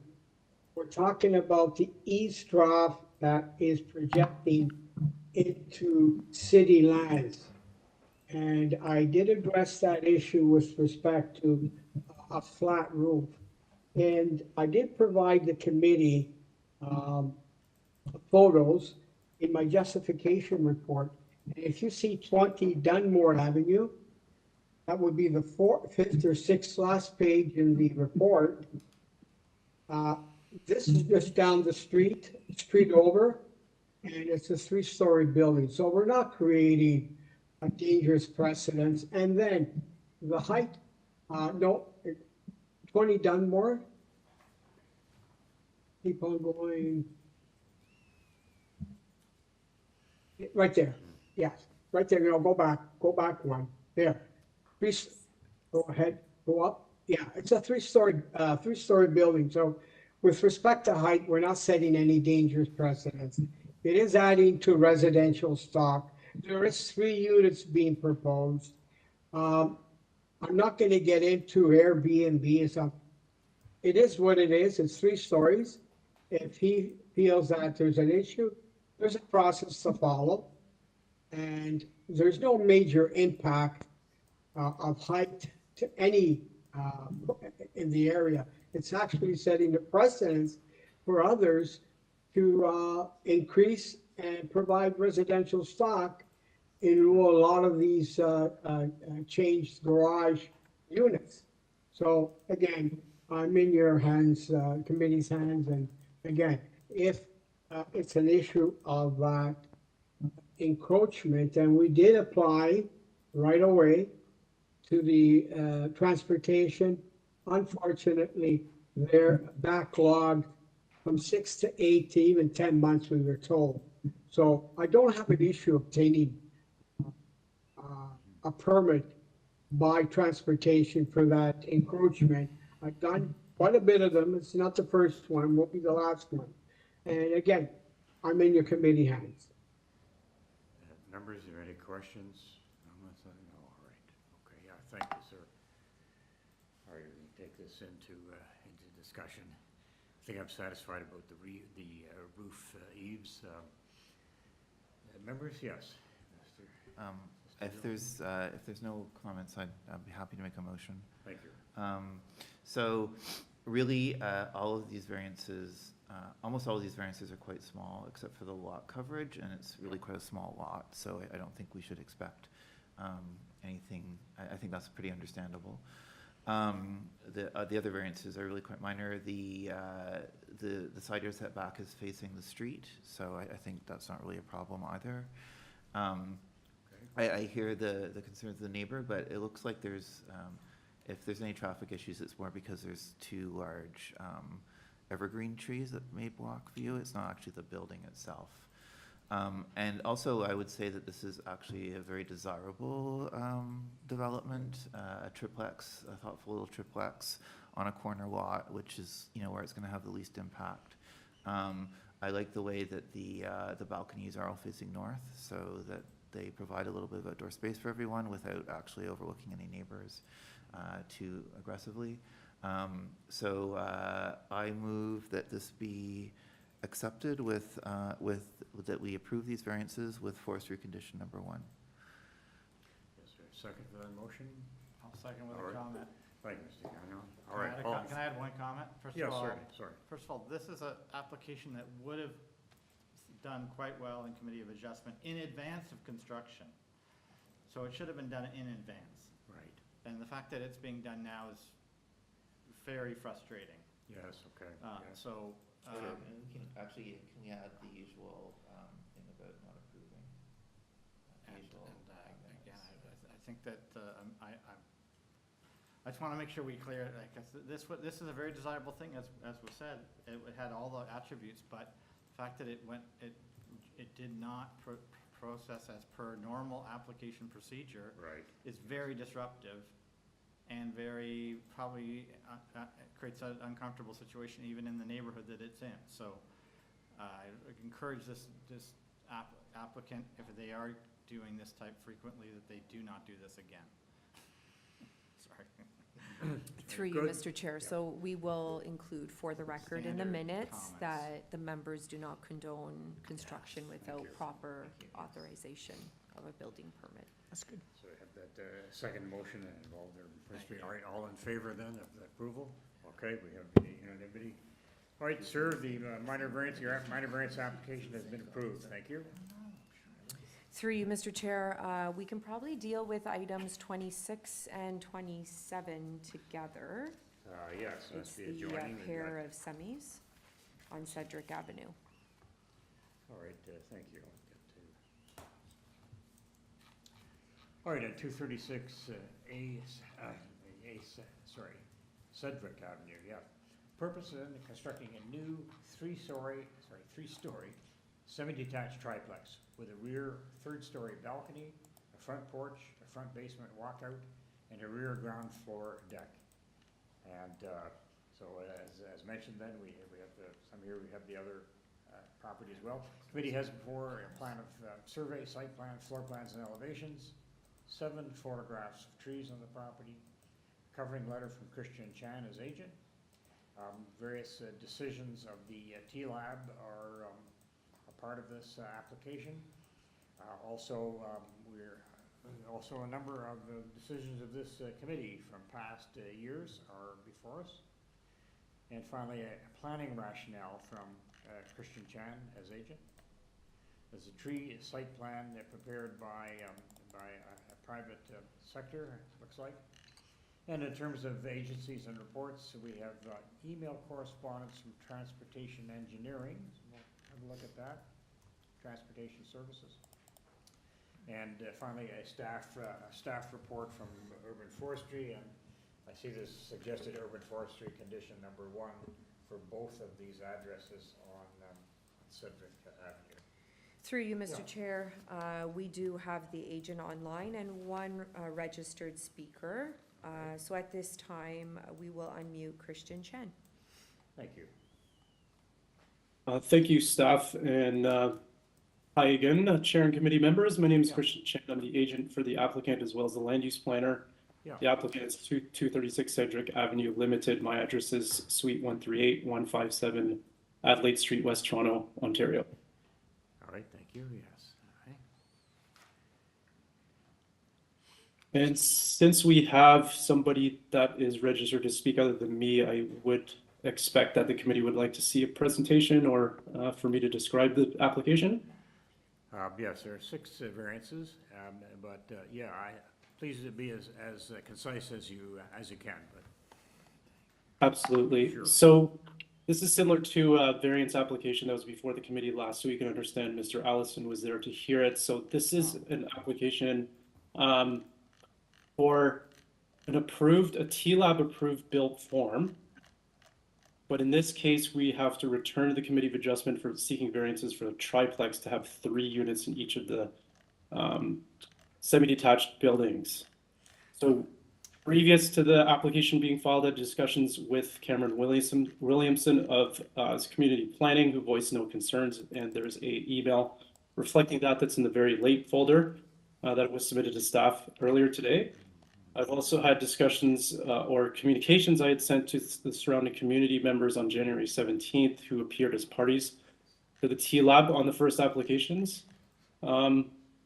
Just a brief overview in comparison to the original proposal. In terms of the number of units, the original semi-detached development was for 1 unit each building for a total of 2. The proposed semi-detached will have 3 units in each building. And this is in response to the city council's amendment to the OP and the zoning bylaw May 2023 to permit up to 4 dwelling units in a multiplex building in all R zones. Yeah. Regarding parking spaces, the driveways and integral garages have been removed from the original proposal. There are no parking spaces proposed, which is also compliant with bylaw 569/2013 as a result from bylaw 89/2022. The rear platforms are similar in nature to what was previously proposed. In fact, the rear platforms are encroaching less into the required rear yard setback than as what was previously proposed by about 7 centimeters. The front stair encroachment has also been removed in the triplex proposals. In terms of built form and massing, the built form has no more impact than the previously TLAB approved semi-detached homes. There's no change to the outward massing of the triplexes. And in fact, with respect to building and main wall height, the previous application sought variances for main wall height, whereas in this application, it's a variance that is not required. So there's no increases in height proposed, and we are compliant with the height provisions. In terms of landscaping, the triplexes remove the front yard driveways previously proposed and improve the front yard soft landscaping despite the variance being requested. In fact, in both applications, the actual quantity in square meters of soft landscaping is more than what was previously approved for the semi-detached single units with front yard driveways. And in terms of lot size, frontage, and area, the lot frontages and areas remain identical to what was proposed and approved at TLAB. If you would like me to speak in more detail to any of the specific variances, I can as well. But just to speak to that, these triplexes respond to the need for the city's missing middle housing stock as reflected and encouraged by Chapter 3.21 of the official plan, providing for a full range of housing.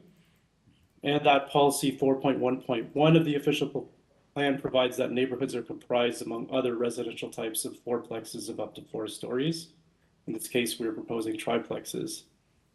So in terms of minor, the variances related to the landscaping are minor. There'll still be sufficient space remaining on the lot for natural landscaping and site drainage. And as I previously mentioned, the front yard soft landscaping is improved in square meters from the previous proposal. The side setbacks are the same as the TLAB approved variances and are minor in terms of impacts. The overall main wall height is lower than the main wall height variances required from the previous proposal. And then individually, cumulatively, it's my opinion that the impacts of the proposed variances are minor. And it's desirable to add additional dwelling units and multiple unit buildings in the neighborhood. That is well supported by transit.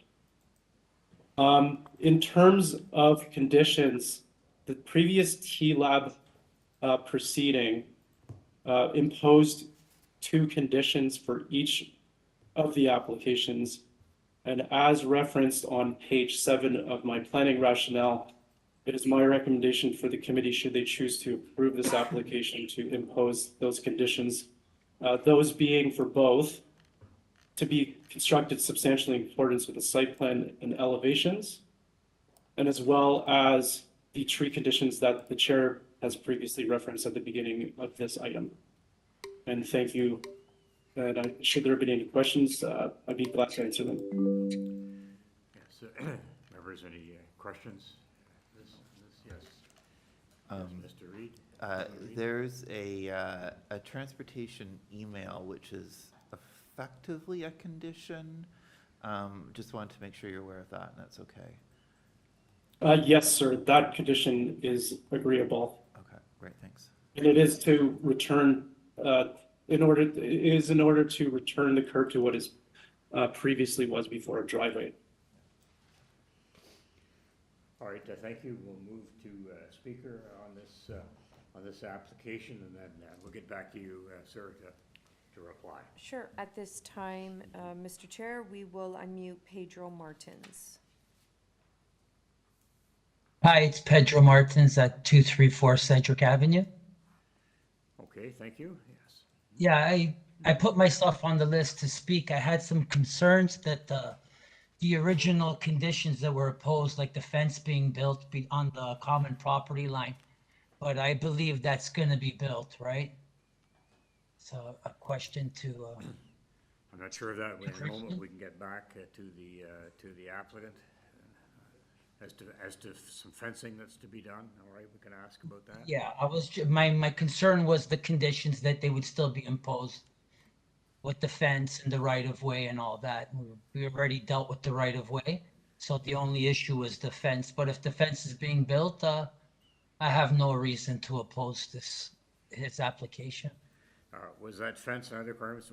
Was that were those conditions opposed through a TLAB hearing? Yes, yes. I see. Okay,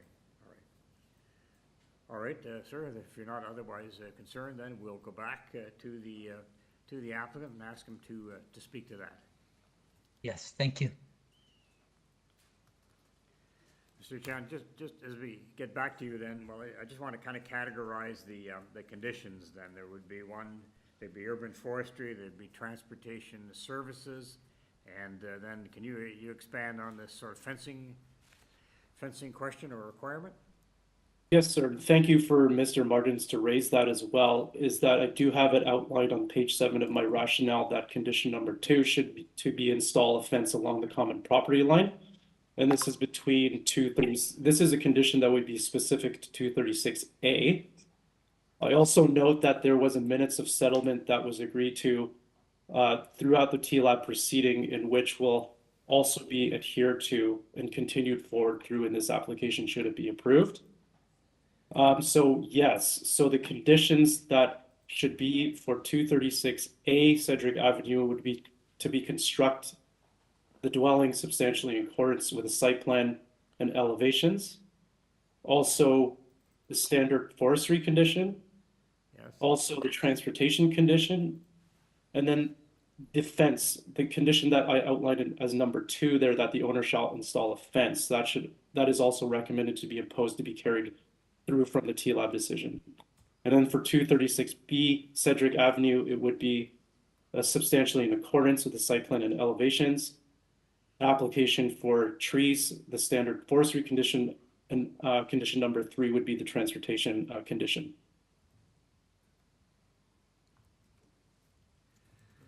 Members, any yes, a question?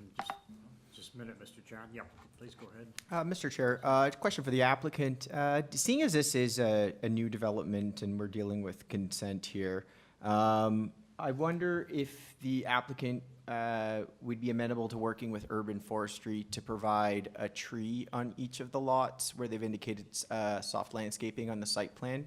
I think this will help to mitigate some of the impact from variance number 6. I normally wouldn't ask, but I did notice there are no trees on the subject property. And we are creating 2 new lots and 2 new dwellings here. I think it would be appropriate to make that request of the applicant. Absolutely, we can discuss that with our arborist. That's invariably going to be involved in the tree permit process to see whether the implementation or the planting of 2 front yard trees is possible with the soil volume that's provided. And I certainly believe that could be possible and is amenable to my clients in order to facilitate that. Okay, thank you.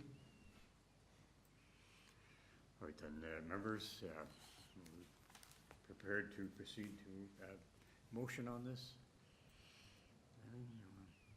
I'm not sure I could add in all of the conditions, but I'm happy to make a motion. Thank you.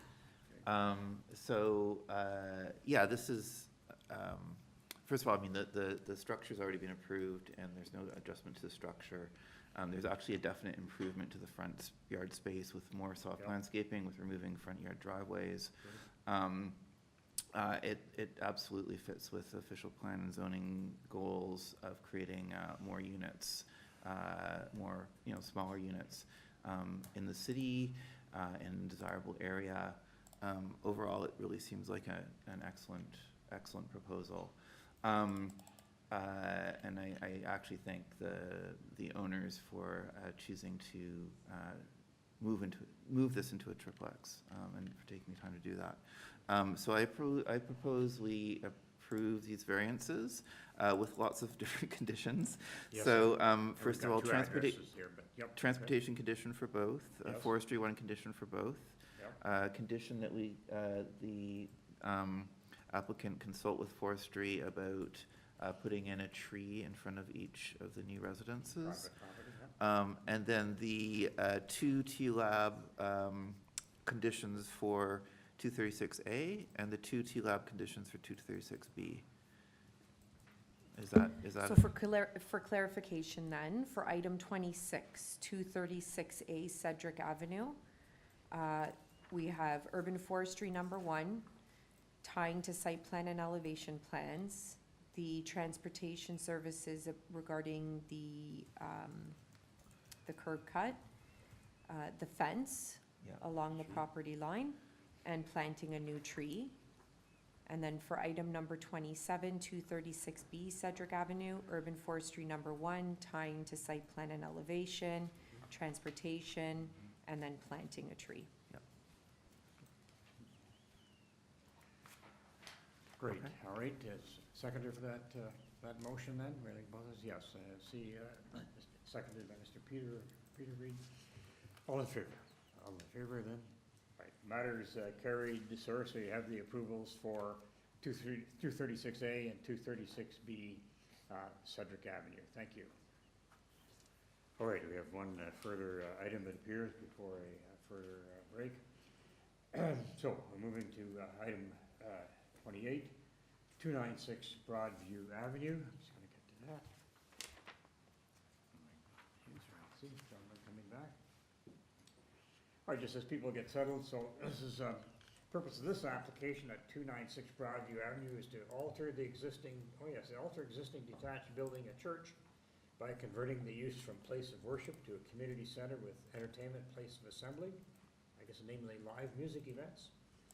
An establishment easement, so it could be bar cafe uses, which and to be managed by a non-profit organization. Committee has, in terms of matters before us then, survey, site plan, floor plans, 5 photographs of the subject property, cover letter from John Gladkey, agent. We have Committee of Adjustment decision from 2012 in there. We have presentation and supporting materials again from Mr. John Gladkey, agent. In terms of commenting agencies then, we have senior planner from community planning, so we've got an email correspondence from that person.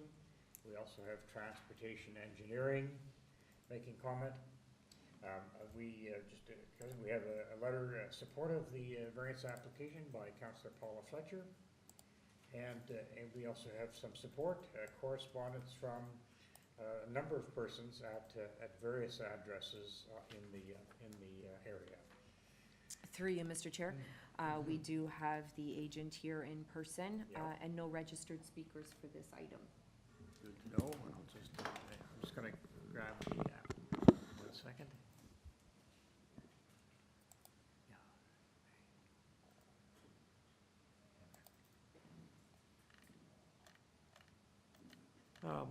Yes, sir, I'll just, on the variances, I guess we have a situation that's happening in the city. Places of worship are not always fully occupied, and some are being converted these days to residential condominiums and other things. Tell us about your application. Okay, thank you, Mr. Chair, and members of committee.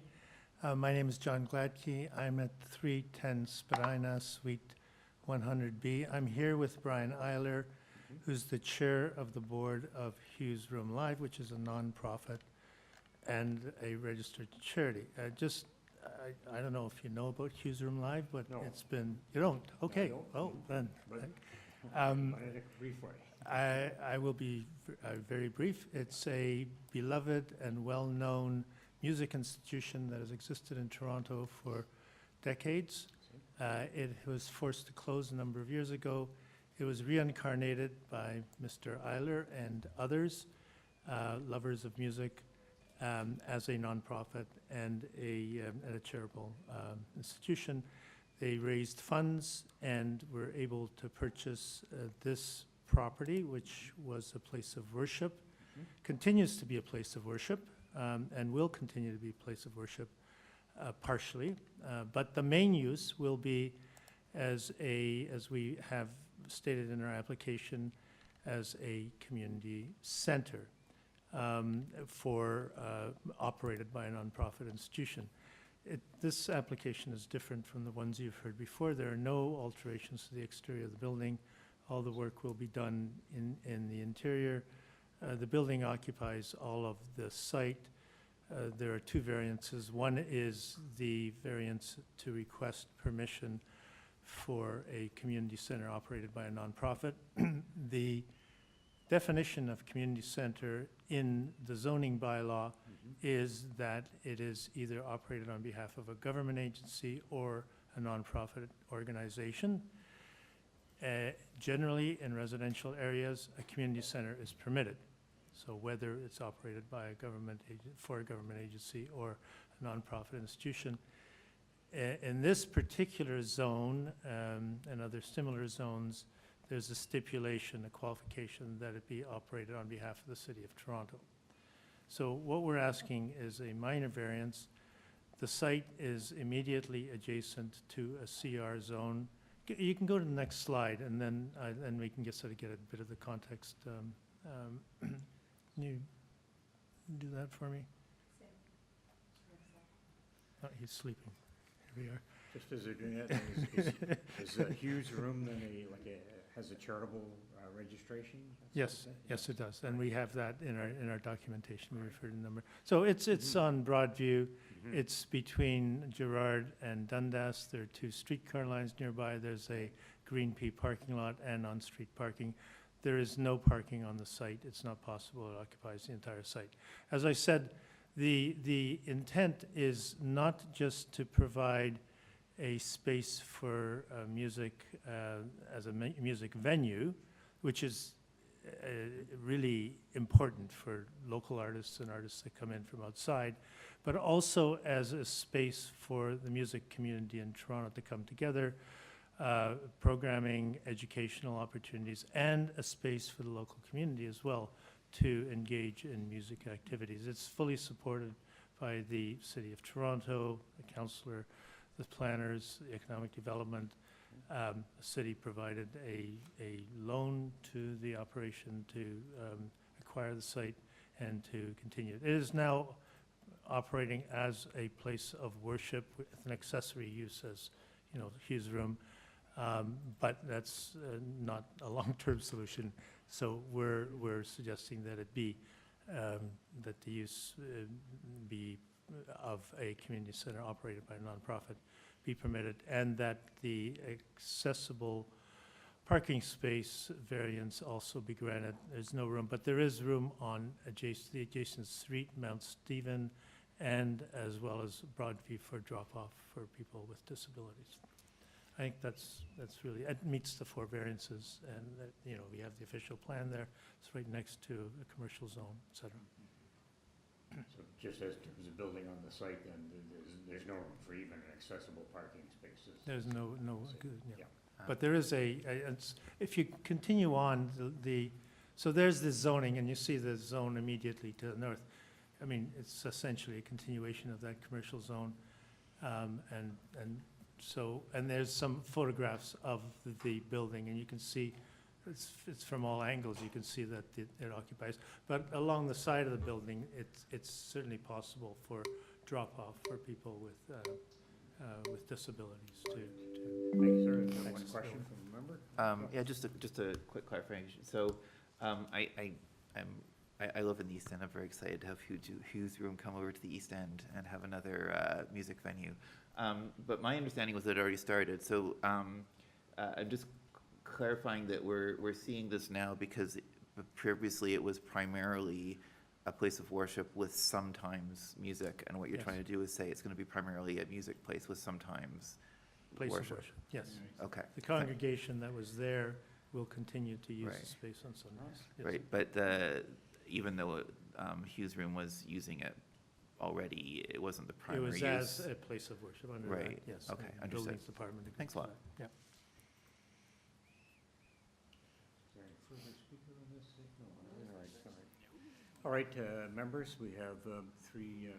Yes, Mr.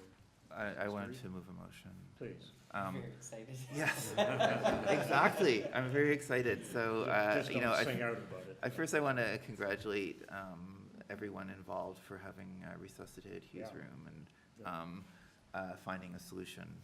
It's really fantastic. Like I said, I'm in the East End, so it's great to actually know that it used to be a long way away. Now it's much closer. So I'm very pleased with that. I'm looking forward to actually attending music events there. This is obviously really minor. As you could see from the zoning, really it's an extension of the CR zoning that's already there. It's really extremely minor. There's no external change. So I move that we approve this application. Is there a secondary for that? I'm happy to second. I made just a very brief comment. Sure. I don't live in the neighborhood, but I am aware of this building, and I know it is of great significance to this community, just by way of conversations that I've had. And it's very nice to see this fall into the right hands. So I will second that motion. Good to hear. All in favor then, approving? All right. Gentlemen, you Mr. have Chair, your- I'd just like to thank the staff for helping us get this application to this point. There were a few hiccups along the way, but we managed to solve this. I'd like to thank them for the same reason. I had a few hiccups. but they There are always usually hiccups. bail us out, so great. Thank you so much. Thank All you. right, you have your approval, gentlemen. Thank you. All right, Madam Secretary Treasurer, what shall we do here now? I'm wondering, I think we could use a break and. Sure, yeah. What do we think? 5, 10 minutes, whatever the members feel. Well, I think it has to be at least 10 minutes. 10 minutes? Okay, let's take a 10-minute break, and then we'll commence with item number 29 when we're back. All right, very good. 29, yep.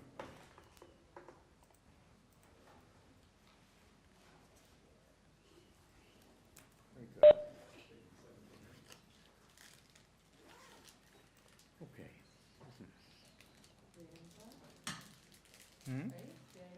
Mr. Adams left, and two Maybe there's some time. two can be done together, maybe, yeah. Is it Dufferin? Yeah, there's two on Dufferin, yeah. All right. Moved pretty quick. There's no espresso machine here, I guess, so there's nothing like that, so, all right, yes.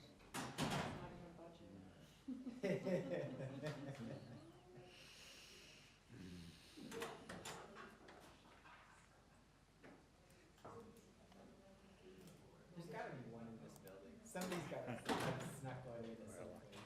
Maybe it's hidden. Having come from the Scarborough Civic Center, there is absolutely nothing. Let us know if you found that. The espresso machine?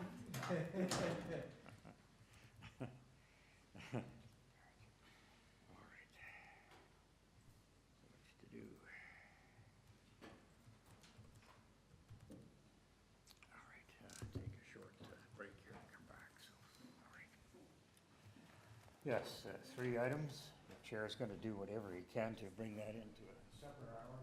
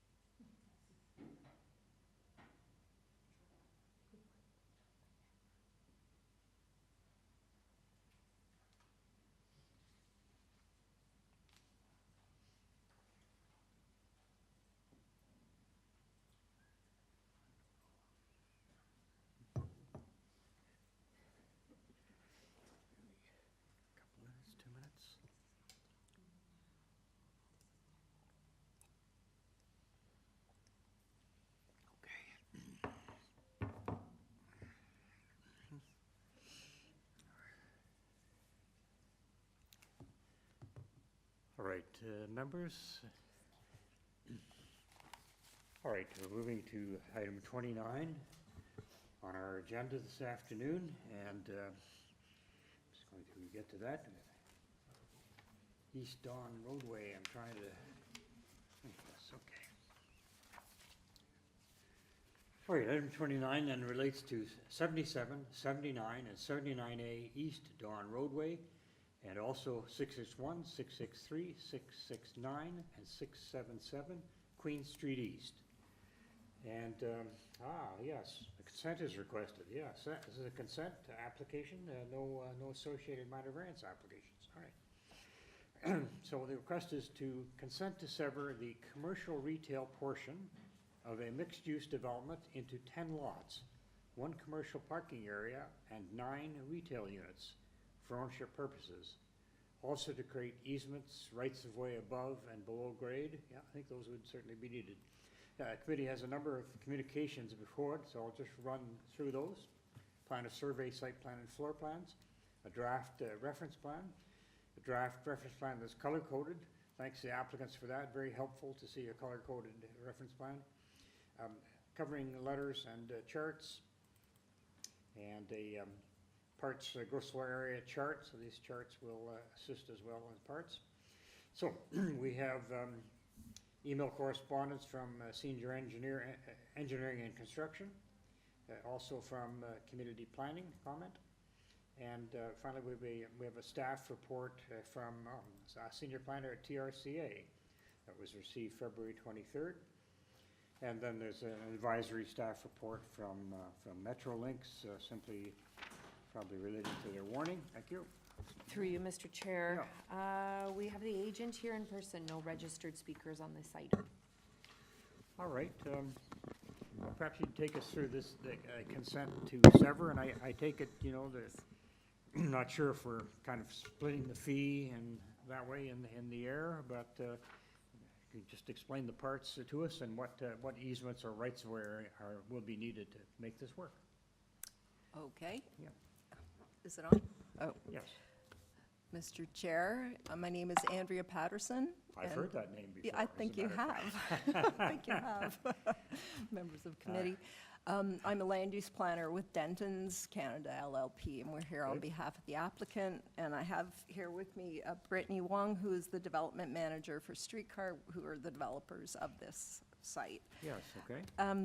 The area that's the subject of this consent application represents the non-residential portion of a much larger mixed-use development known as Riverside Square that's located east of the DVP on the south side of Queen Street.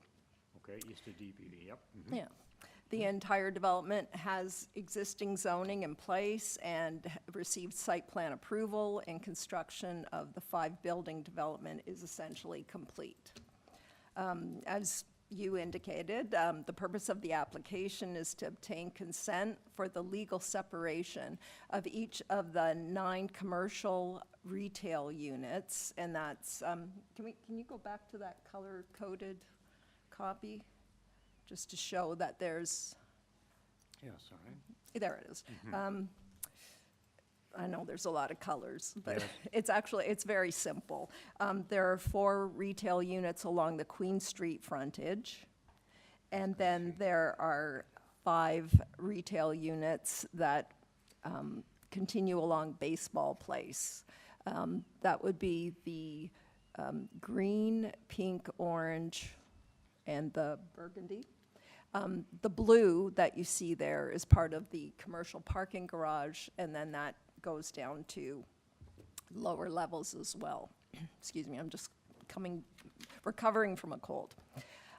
So the purpose of the application is to obtain consent for the legal separation of each of these 9 commercial retail units and the parking garage for ownership purposes, with the retained lot being the commercial parking garage and the conveyed lots being each of the 9 retail units, together with the creation of the necessary easements and rights of way above and below grade. There are, The plan has already gone through significant review through ZBA and then through SPA. So everything is in place and it all works. And I think that is also reflected, you'll see in the planning comments where they're satisfied. So with due respect, I don't know that do you want me to go through each of the parts? Because, yeah, staff have expressed no concern, right? Okay, good. So accordingly, it's really nothing more than a technical matter seeking consent so that each of those components can be conveyed individually. There's no new development or construction proposed. There are no variances required. There are no zoning issues related to this, and no change to the permitted use.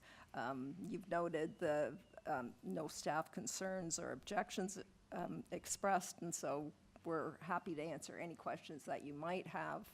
And yeah, it reflects what's existing. These retail units then have whatever easements or right-of-ways are necessary to make, I think, everything work in the project? Yes, yes, Right. yeah. And is that reflected somewhere in either planning report or planning emails? Is that? Planning staff were satisfied that the Okay. necessary easements were in place for the components that they were concerned about. And Ms. Wong had discussions with planning staff, and they're also all very familiar with this project because it has been, vetted through SPA and zoning. So to make sure I understand everything correctly. Sorry. Sorry, I didn't No, mention I'm finished. Basically, at the moment, it's all under one ownership, and we're splitting it up so you can sell off the individual retail spaces, is that correct? Yes, all of the non-res right now is freehold, so Right. it's all one. Yeah. Yeah. Okay, and then the easements are basically for access to the commercial parking, is that right? Access to the commercial parking, various maintenance issues, or, to make. Right, okay, great, thanks. Is the intent to retain ownership or to, once they are, the consent is granted, to sell them off to individual owners and part ways? I'm just curious from a technical perspective of how this works. Yeah, each of the components would be sold. Okay. Yeah.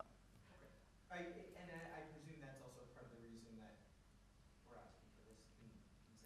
Exactly, yeah. So that Yeah. separate ownership on each of the parcels rather than one owner for all. Yeah, exactly. And as a land use planner, you feel that the subdivision criteria are met under the Planning Act? As a matter of fact, Yes?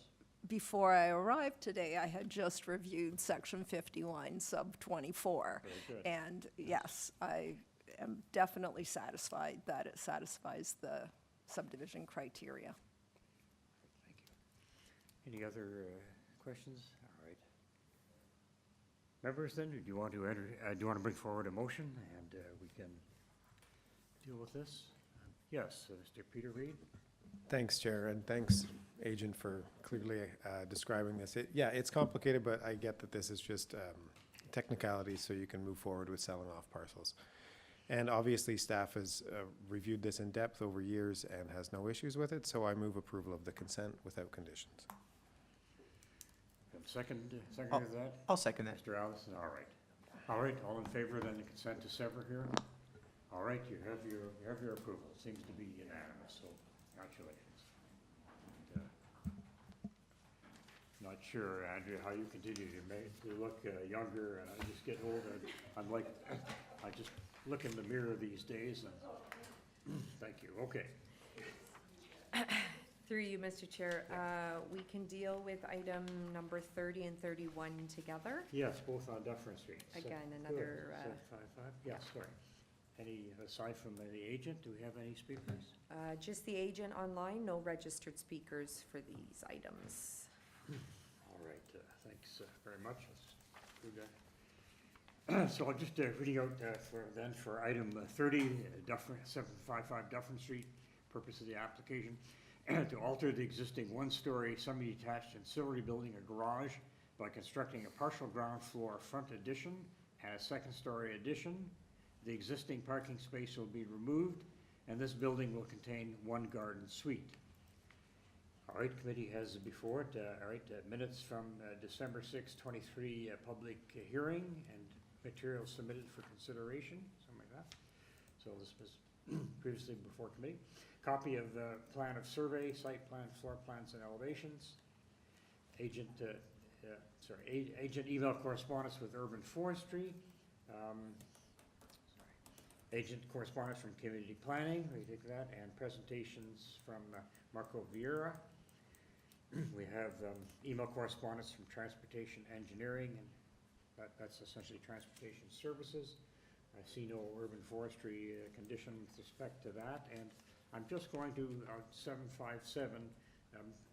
Looks like we have the same materials on file, I think, for both. Just going to, Yes, we do. Yes, we do. All right. Sorry, and through you, Mr. Chair, I'll turn to the attention to the committee members under the deferred package. There was a report from planning staff. We haven't heard back from planning, I don't think.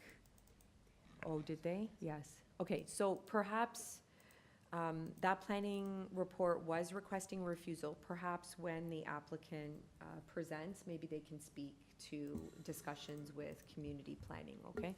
And also transportation has conditions.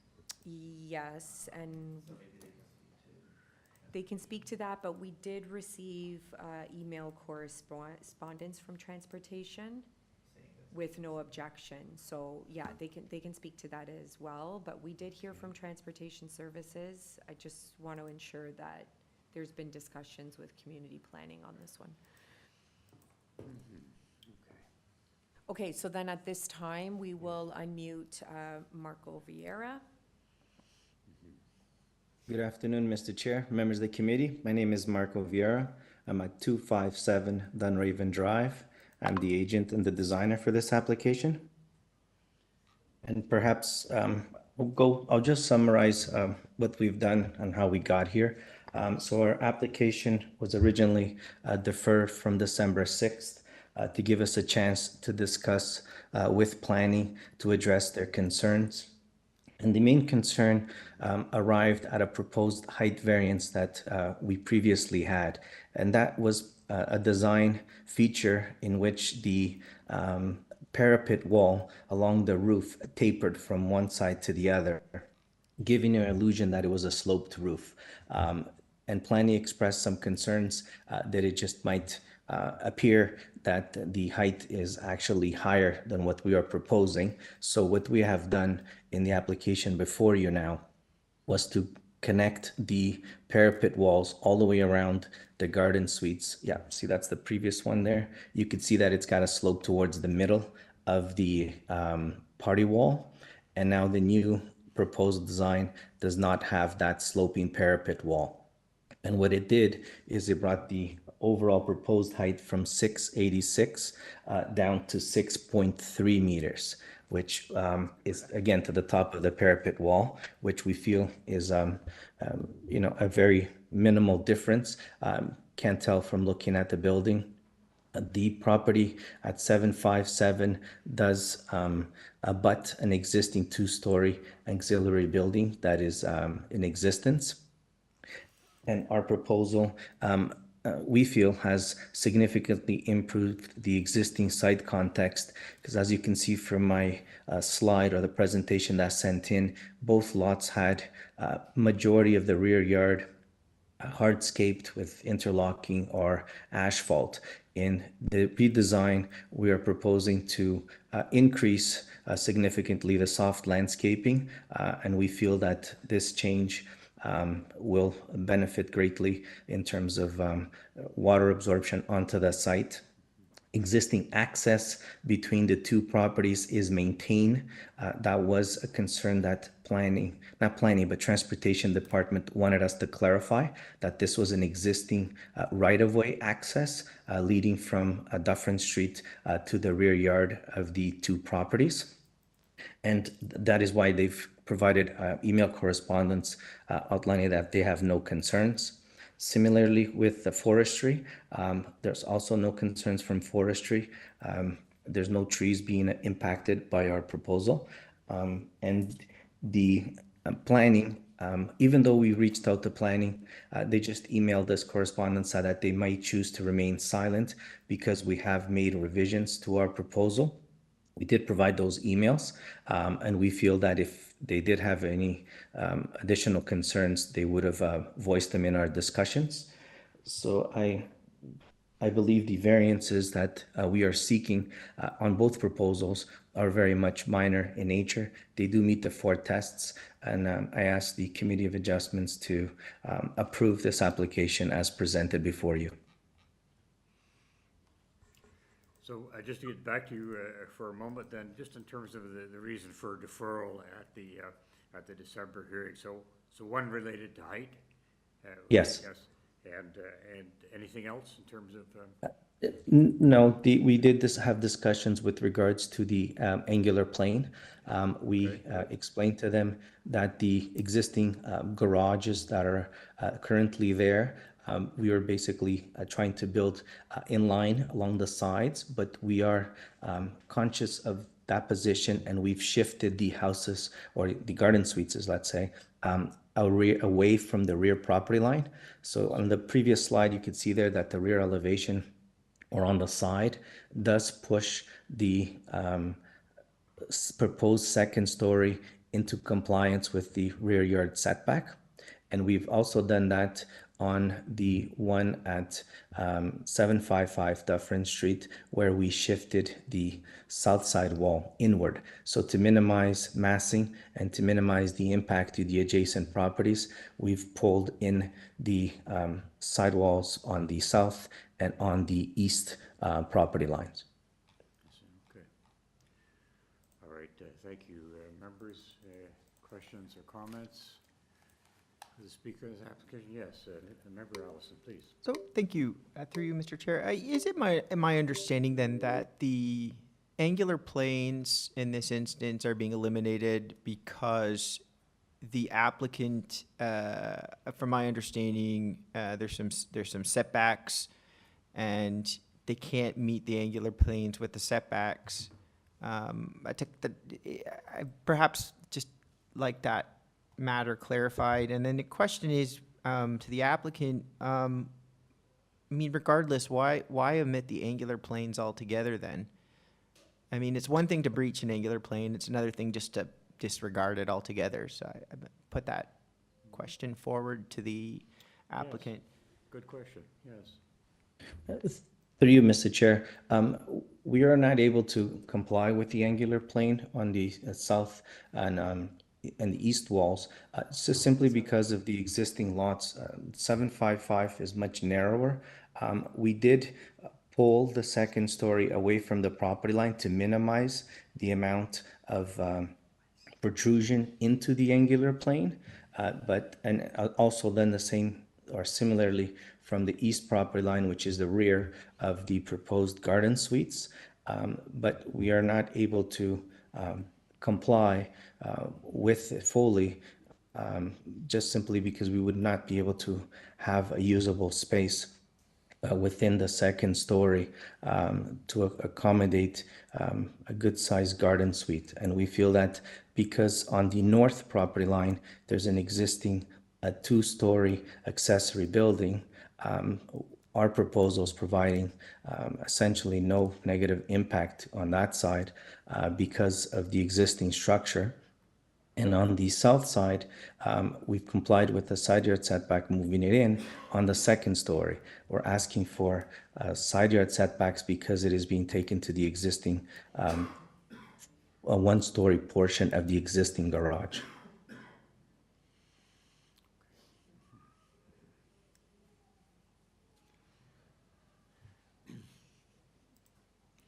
Anything else, concerns, questions, members? No?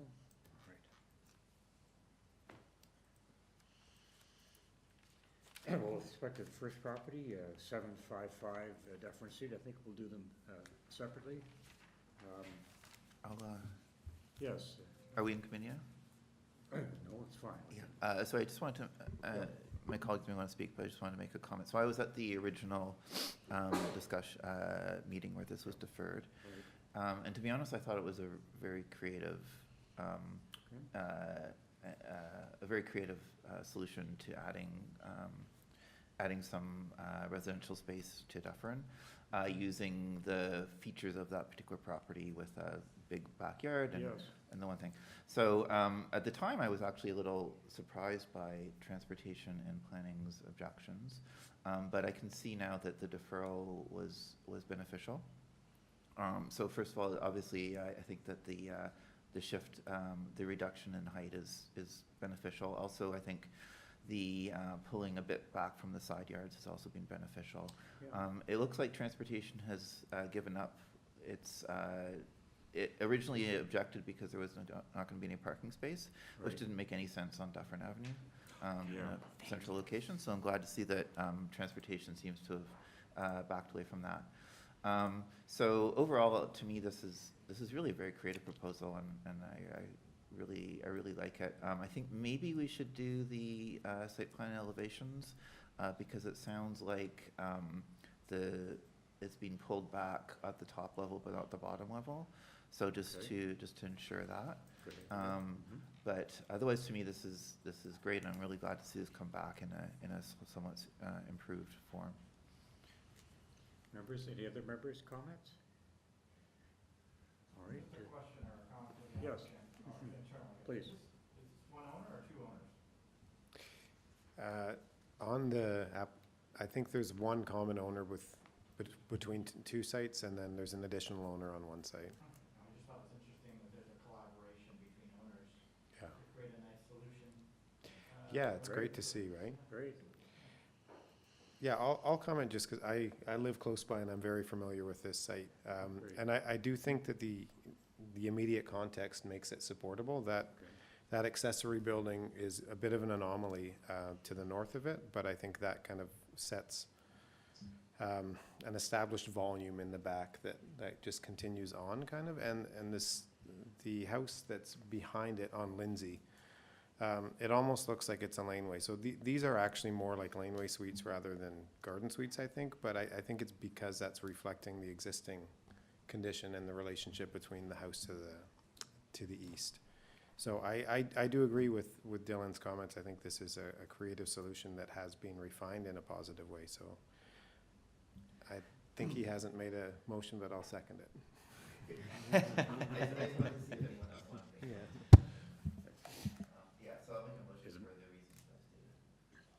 And tying it to site plans, right?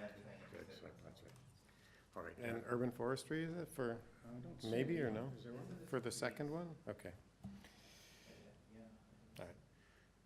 So gentlemen, I was thinking, just with respect to 755, and then we'll do 757 separately? Can we do them together? All right, let's do them together, that's fine. We can wrap up. All right. All right, so there's a motion on the floor. I'll second. Someone, all right, Mr. Peter Reed seconds that. All right, all in favor of these minor variance applications? Yes, with subject to that condition, good. Great. All right, well. Thank you, Mr. Chair. members. Have a Thank good you, afternoon. staff. This is quite amazing, 20 after 5. Yes. Do we need a motion to adjourn? No. I was worried about it would be 5:20 a.m. was what I was worried about, but all right.